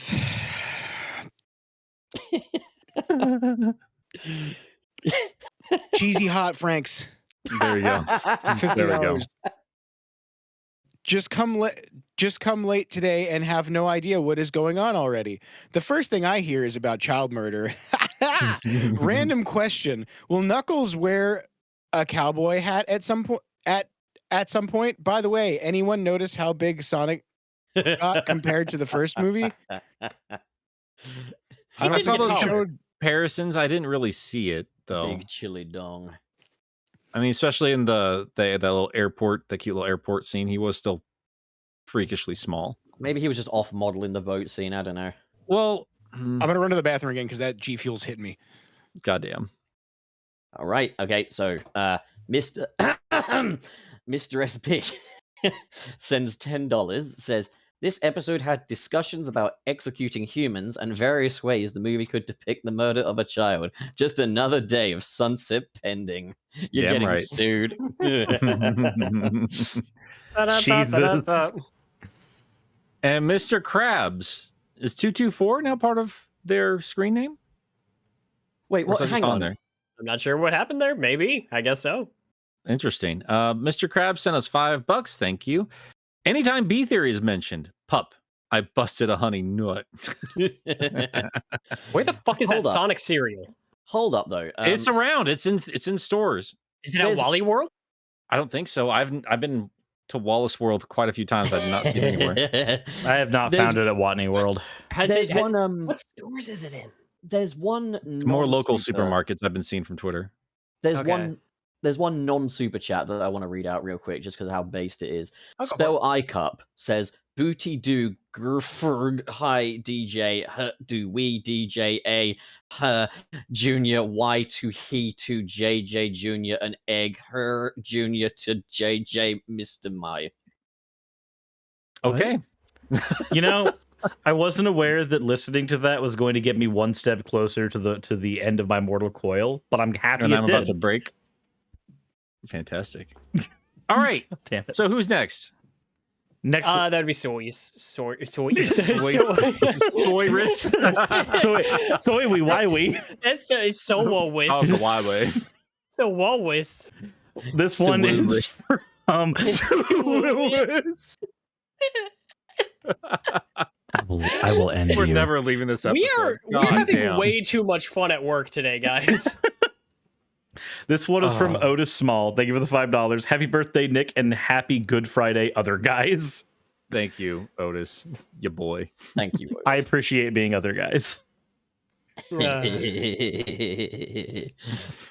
got I'm not like next. It's other my guys. day. I'm getting a Ferrari cake. We Come on, got Molly. NekoSuris with $5. Out of curiosity, what if they put the freedom fighters in the movie verse? Well, they're not gonna do that. Don't give Nick Well- hope. We got to rip the well- Band-Aid off. No. After them being as brazen as they were with those Knuckles references, I don't know what is off the table. If they did show up in the movie verse, I would assume it'd be another like prequel comic. I doubt you would see them in the movie itself. Oh yeah. That's what I mean. It's like I feel like in the prequel comics, all bets are off. You can do just about anything you want with that, especially since it's such a background detail. But like in the movies, they're not doing the freedom fighters. I doubt they would. But I mean, if everybody can just get up in arms about fucking Rachel, I can do the same about Sally Acorn, which is a much better Yeah. character. So there I you mean, go. I am always happy to be proven wrong about this sort of thing, but they're not going to do it. Who's next? I mean, you sound a lot like me now, Wayne. I can see why it's so irritating. Jesus. I'm just waiting for Styx the Badger to make an appearance, okay? Oh, Just It's waiting. amazing that they don't have sticks in anything yet. Why? But Yeah, Styx is good. Flynn's talked about it a few times on Bubblecast. Like he's actively tried to put her into stuff, and Sega's just been like, not yet. I need the Alex Jones of the Sonic the Hedgehog series in more media, please. Absolutely. Man, just bring back Boom. Restore the Boomverse. Make it the main thing. Fuck it. God damn it. Where is Gilly still pissing? yes. Okay. Pups, your turn. Okay, so Zerbim sends 20 and says, "Happy birthday, Nick." Toot thing. Thank you, Zerbum. Bells. I appreciate it. Yay. And just to answer the questions real quick, legally, why can't the movies reference the Freedom Fighters? They can. They're Sega characters. They're not Pender's characters. So, but we'd have no idea what the contracts say. They would Sega have could to have the actively not balls. want them to do it. And honestly, I can't exactly blame them for not wanting to bring back the Freedom Fighters. Yeah. At least not yet. I think in a power struggle between Sega and Paramount are ultimately going to come out on top. Yeah, So- but I doubt anybody's really going to go to the bat for those characters. Yeah, we'll have to see. Yeah. Just if I can admit that I don't buy a ticket for fucking Rachel, I can admit that the Freedom Fighters, or I meant the other way around. That's what I was saying. Fuck Rachel. That's what I was trying to say. That's all I'm trying to say. Ever. Anyway, is it my turn? I think it is. Okay, with NekoSuris with $5. Also, happy birthday, Nick. Love your work. Thank you, Zeta. I greatly appreciate it. Love all these birthday wishes. Let's keep them going. Let's keep Suris. praising me. Suris, you are and if you want to do it in super chat form, that's also always Come on, Suris, read, Suris. I please, can't. come on. I can't read. I can't read. Why? I am dumb. Well, I'll just keep doing it then. Are you implying that everyone who is I want illiterate is dumb because there are some... go. I want to go. This one is from way was past the cool. skeptical. All right, Wayne. I will actually kill you. I know where you live. Yeah, Wayne. Nick actually has a wife, so stop holding him up for fuck's sake, Wayne. She's actually at work. I just want to go look for dinosaur He's toys. married to Sunset City, you bitch. Way past cool kid. Thank you for the $4.99. Happy birthday, Nick. Also missed you boys. Also, Sonic 2 is my new comfort movie. I've watched it 3 times, and my fiance watched it with me twice. Aw, that's precious. That I is thought- adorable. I've thought about seeing it a third time just so I can go to AMC and get those cups. I want to get some cups. Yeah, I might go to see Sonic again because I do want to get. There's a new poster starting on Sunday that you can pick up as well. I saw that. Yeah. Yeah, We don't get anything because in the UK we are miserable. yeah. Oh. We got a Julia R with $5. Happy birthday, Nick, and happy anniversary, Sunset City. I love waking up on Friday mornings to listen to you guys. Well, thank you thank you, very Drew. much. Thank you. Should it not be pronounced Julia? Looking at that. Mm. Well, Pup, you're up next with Otis, size of your dick. I'm back. You're very funny, Wallace. Look, it's not small, it's microscopic, so fuck off. Anyways, It's fun size. it's not that small. How could you say that to me? So this might Anyways. be more of a Nick question anyway. I'm not I'm sorry. looking at it. Okay, so did they formally announce some Eye Splinter for Shredder's Revenge? I was watching the behind-the-scenes interview, and he's being played. Go on. Yes, Nick, they go on, you did. Take it from here. They did. Yes. Quite a while ago. Oh, Okay. well, I guess that answers that. And That's Gilly, the answer is are you yes. back yet? Yes, How was your piss? Oh, what's up, Gilly? it was great. Did And you this is- play the demo, or is that an upcoming thing? What? For Shredder's Revenge. Oh, that's PAX next week. I actually have an appointment at I think 12 p.m. to play it. Today? Ah. No, on Thursday, next Thursday. Oh, nice. Very nice. They better give me a review copy, I swear to God. They won't let me My capture footage though, which is annoying. Yeah. They know a lot of like game developers and companies like let you capture footage, but they're not letting me for some reason. Yeah, they want you to actually talk about it on your fucking show, but don't actually show anything. This is a very Well, much a... it's PAX who wants you to cover PAX. Yeah. And then, but at the same time, it's like these game devs are obviously trying to like get the word of their game out. Why wouldn't you like? And I mean, partially I get it because like last time there was a PAX, I played Bikini Bottom, Mhm. Battle for Bikini Bottom, and like they would let me record footage, but they only let me record footage of the gameplay, not the cutscenes, because the cutscenes were broken. Yeah. And there were a bunch of issues. Like he was telling me at what points I was allowed to record and when I wasn't allowed to record. Because Just obviously, the good parts, Gilly. yeah, It's a very much a no take only throw situation. Sometimes it sounds Yeah. like. It's like those PlayStation things that pop up where it's just like, oh, this cutscene's blocked. It's Oh, It's- dude, the best thing about that is Sonic Forces. How like every cutscene, it turns a lot of mystery surrounding this story. Let me tell you that much. You don't want to get this spoiled. God with a damn. story with as much depth as a fucking rain puddle, or just gonna block every cutscene. With a story with as much depth as I can achieve with this microscopic little fucking ant thing I got down here.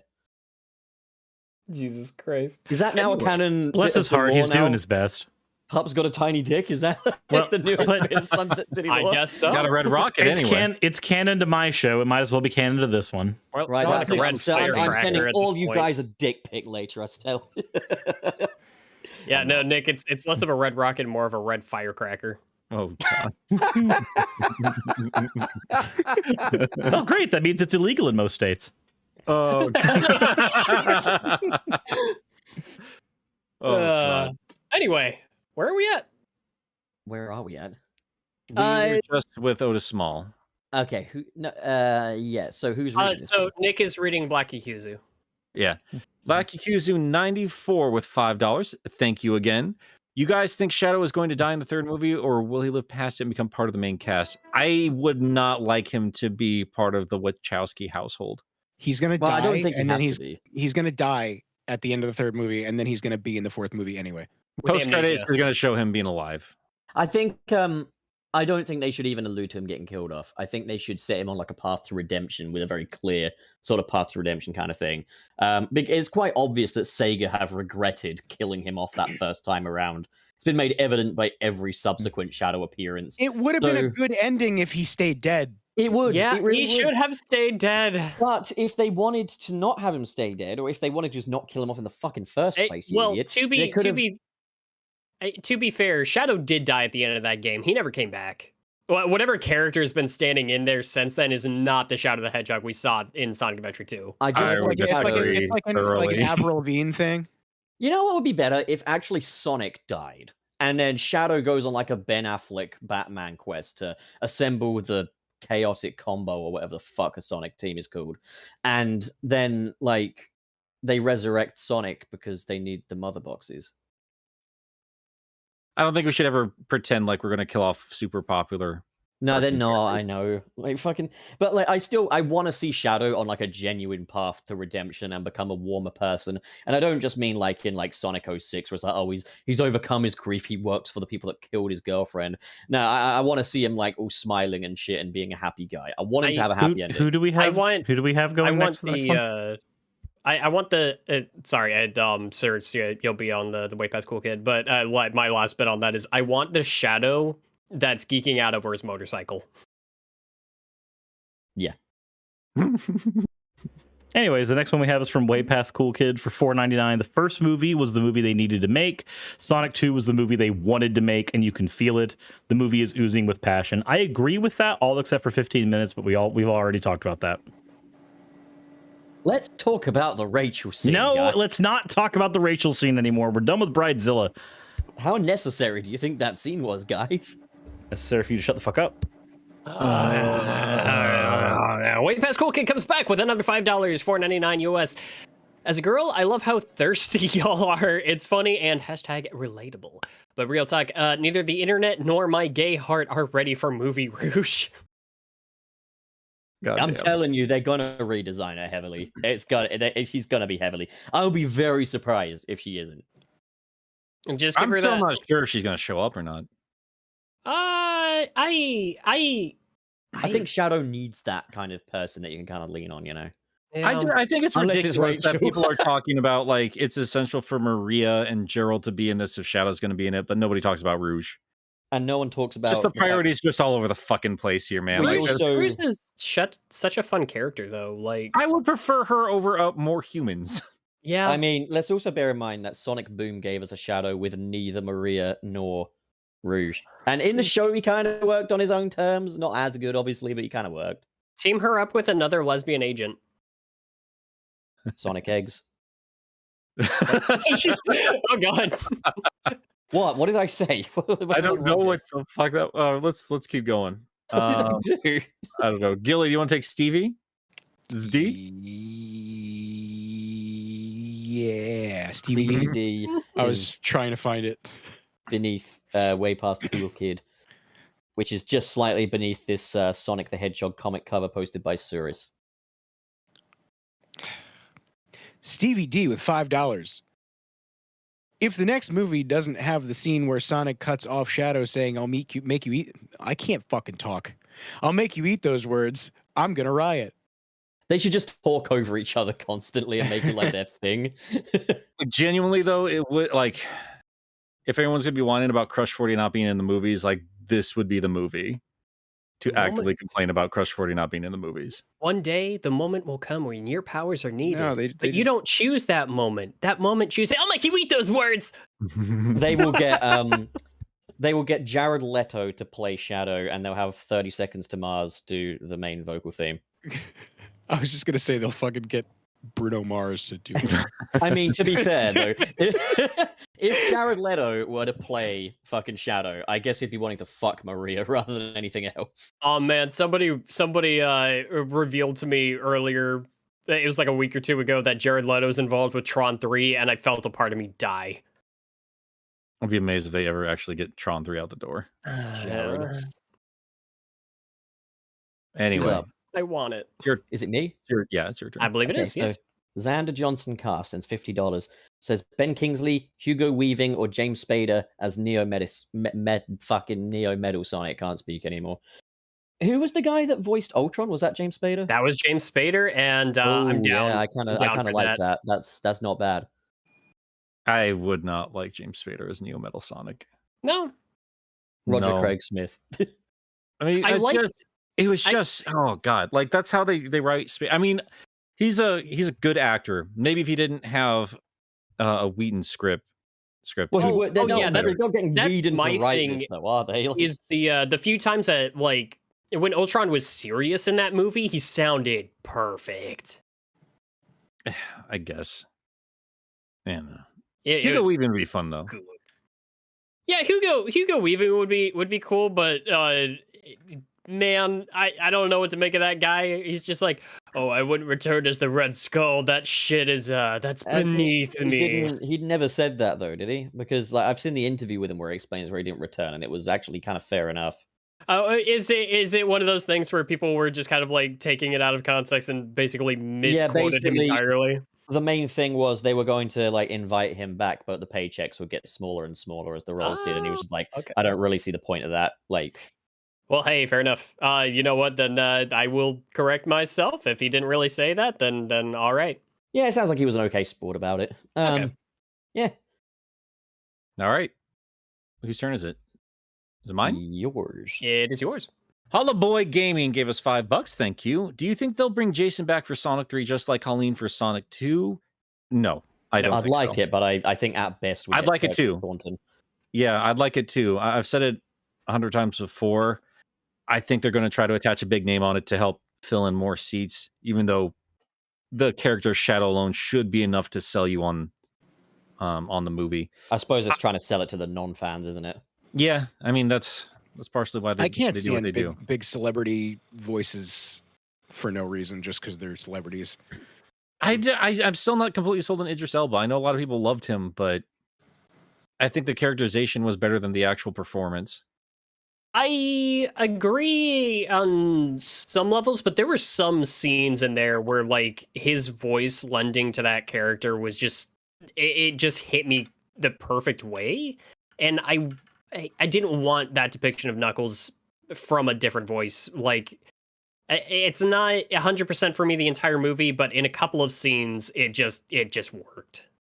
I mean, you say like you didn't want it from anybody else, but like you're not really given the chance to hear it from anybody else, though. Well, what I'll say is it's my favorite Knuckles voice. I agree.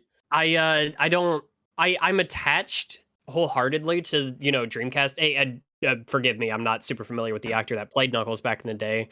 I think like his Dreamcast era voice was like my second favorite, but beyond that, it's just I never remember Knuckles' performance. Idris Elba's, though, I felt like it had a certain level of personality, and I could tell what the character's history was just by listening to him speak. Also, we are well overdue a Sonic character having a black actor play them, like as far as like the actual Sonic core characters go. No disagreements there. Have we ever even had one? And Yeah. I like the fact. Jaleel White. Oh, Are you fuck me! I just fucking did. kidding? I was waiting for somebody to say it. Okay.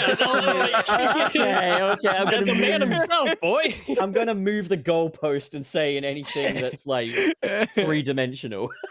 But oh, fuck me. So you don't consider a TV series 3-dimensional? Excuse me? It's not 3D. It's 2D.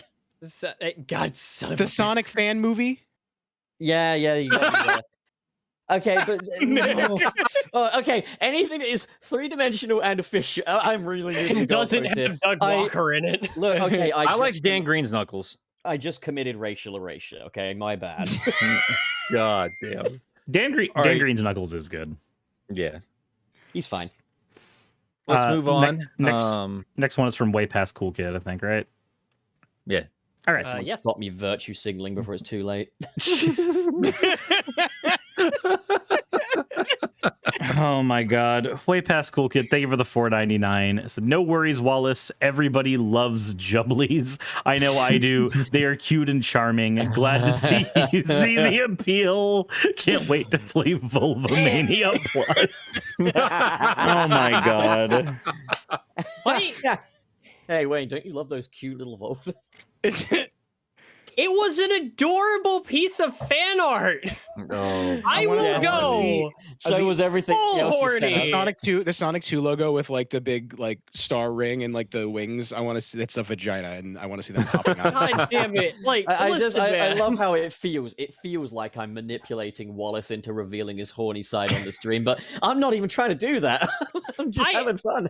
Like, there's some shit I would go full horny for. That was literally just, I was happy to.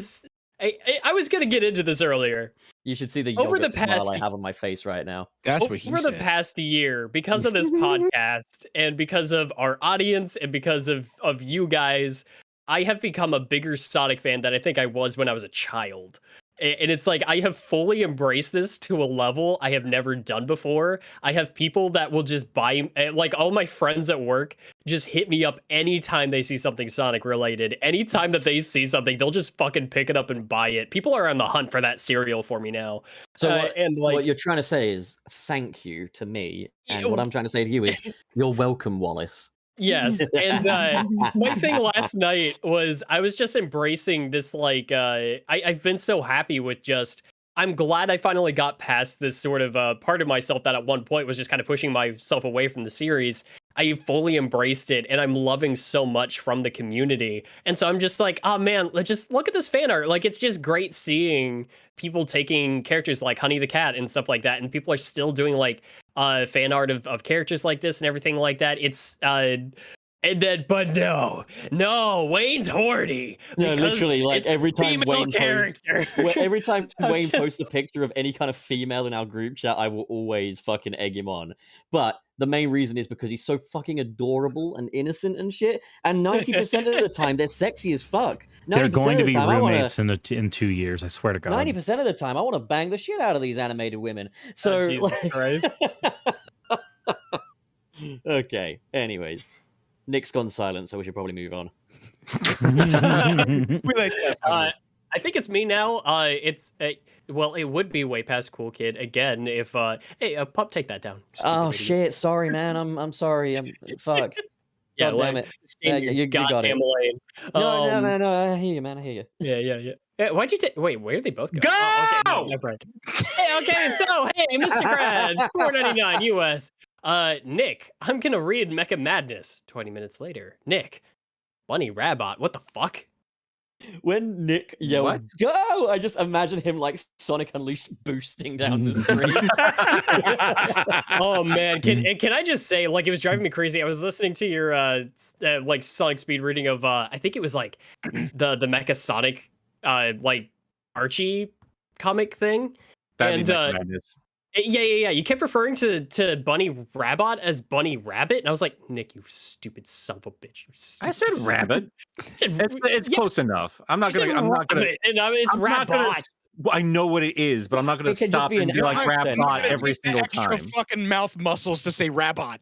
I would It's say, okay. I would I say spent- rabbit. You know, like I spent the entire Sonic CD review calling the Sonic or the robot transporters robot generators, and I felt like a fucking idiot while I was. Well, I was that. calling it Rabbit, so You're also whether you heard it or not, that's on you because I know. It sounds like Rabbit. You're such a fucking linguistic elitist. First, you make fun of the way I say Miles Morales, and now you make fun of the way Nick says rabbit. Not now. We're moving on. I love Millie's Morales. So, someone just read the goddamn next super chat, okay? God damn it. I think it's your turn, Pup. I think you're up, Gilly. I think you're up with Gilly Tricks. With $5. Oh no, Lulu. Rouge is not making fun of Knuckles by saying that echidna stink. She likes his musk. She likes his extra 3 peepees. What if Maddie's middle name is Maria, and when Sonic and Shadow fight and Shadow begins winning, and right before he kills Sonic blurts out Maria? Oh, no. You say the name. What did you say that name? Shadow the Hedgehog. Listen, you guys make fun of that scene, but you don't understand what it means, so just think about it, all right? What it means is that it doesn't make any fucking sense. It makes perfect sense. Superman knew what he was doing. He was reaching through to Bruce's sense of humanity by mentioning the one thing that fucking could restore his humanity, and it was the fact that he has a mother and all that shit. And anyways, fuck you. I'm gonna Wait, no, don't you dare get us copyright hit and talk about fictional characters having parents. Oh God, Ken. Okay, so I think we all really no Tom topics. I will not say Pikachu. Fuck. All right. Why don't you say the next super chat? No, because Tom always makes fun of the way I say Pikachu, and it's not I got cool. that. Pikachu. Okay. So NekoSuris sends $30 and says, thinking about it, what if they did kill Sonic instead of Shadow, and then they could focus on a Tales series about being his own. Why did you laugh? About being his own character without Sonic, and a post-credit scene shows Sonic alive in the future meeting Silver. That seems a little convoluted. I think it sounds. I would love cool, to have a but... Dark Knight Rises ending to the Sonic series. What is Silver now Catwoman? Is he like at a Spagonian cafe with Silver? Yes. And then Professor Pickle just like nods at him from across. It would be really Michael Caine. Oh please! It would be a different way of like introducing Silver, but like I don't know about as that a one. Love interest for Sonic, I'd be down. Oh yeah, there you go. Yeah. Fucking do it! Like have the balls to do it, man. Who's that?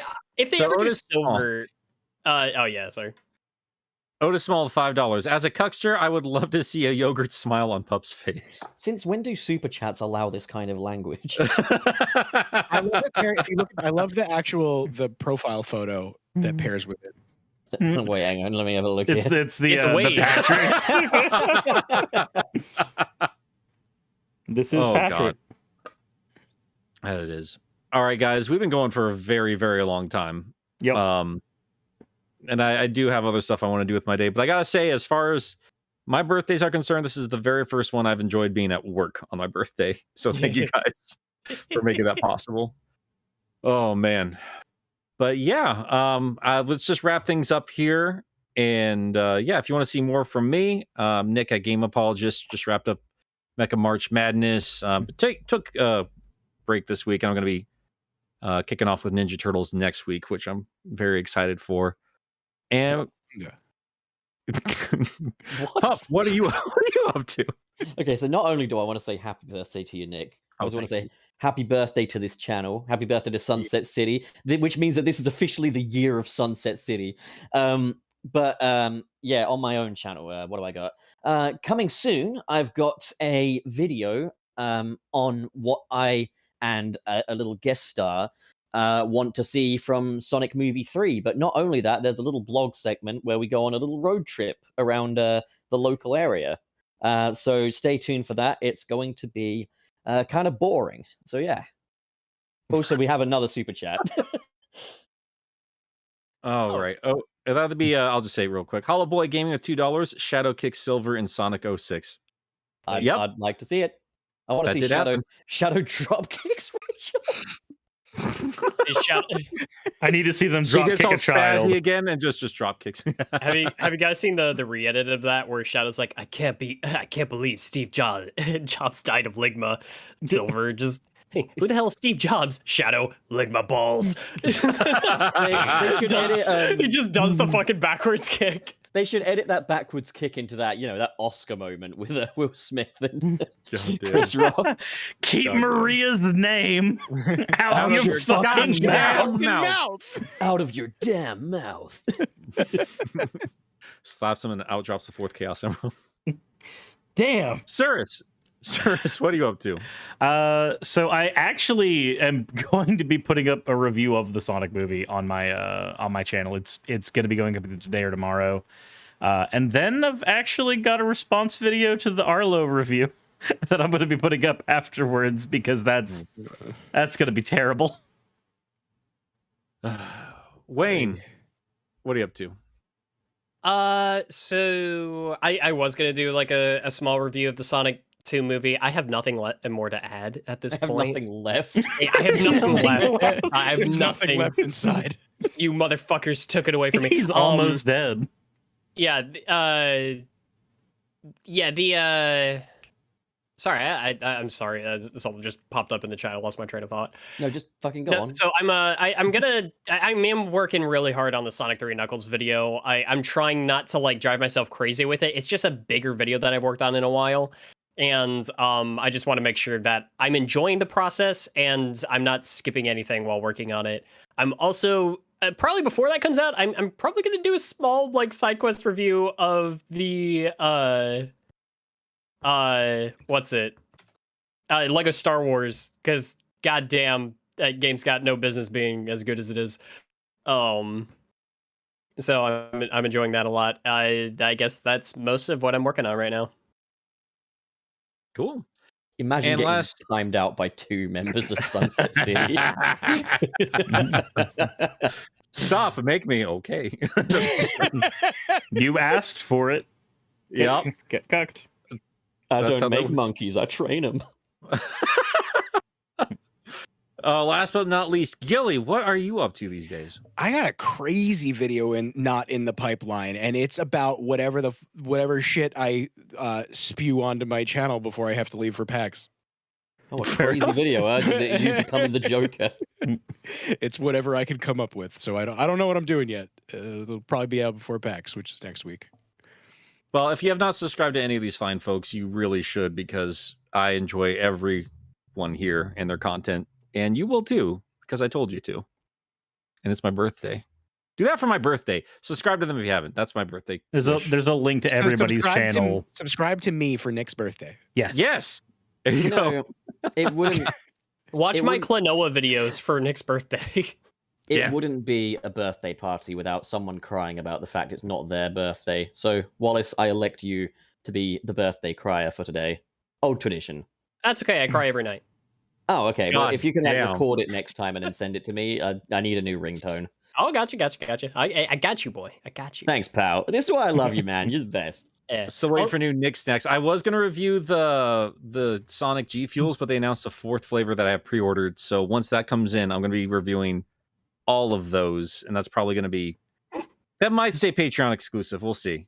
Where's that? See. Oh my god! Where's that damn 4th flavor? Oh What god! the fuck is this? That was a good one, Wayne. I'm proud of you. Oh man, this actually reminds me of something I got to show you guys. Isn't that just another form of water bending? Yeah. I gotta find this real quick. Or we're not I'm listening enjoying to this a on nice stream. drink of water. All right. Glass of water, did we have anything else we needed to cover? No, I might be streaming later if you guys want to come hang out on my channel, but I wasn't gonna rush a new video out for my birthday. I Can we go figured I now? earned it. Your birthday pie's gone on way too long, man. Can we go? Yeah. Yeah, let's go. Also, All Pup, right. you really shouldn't Pikachu. You'll just make it worse. I'm gonna go fuck. God.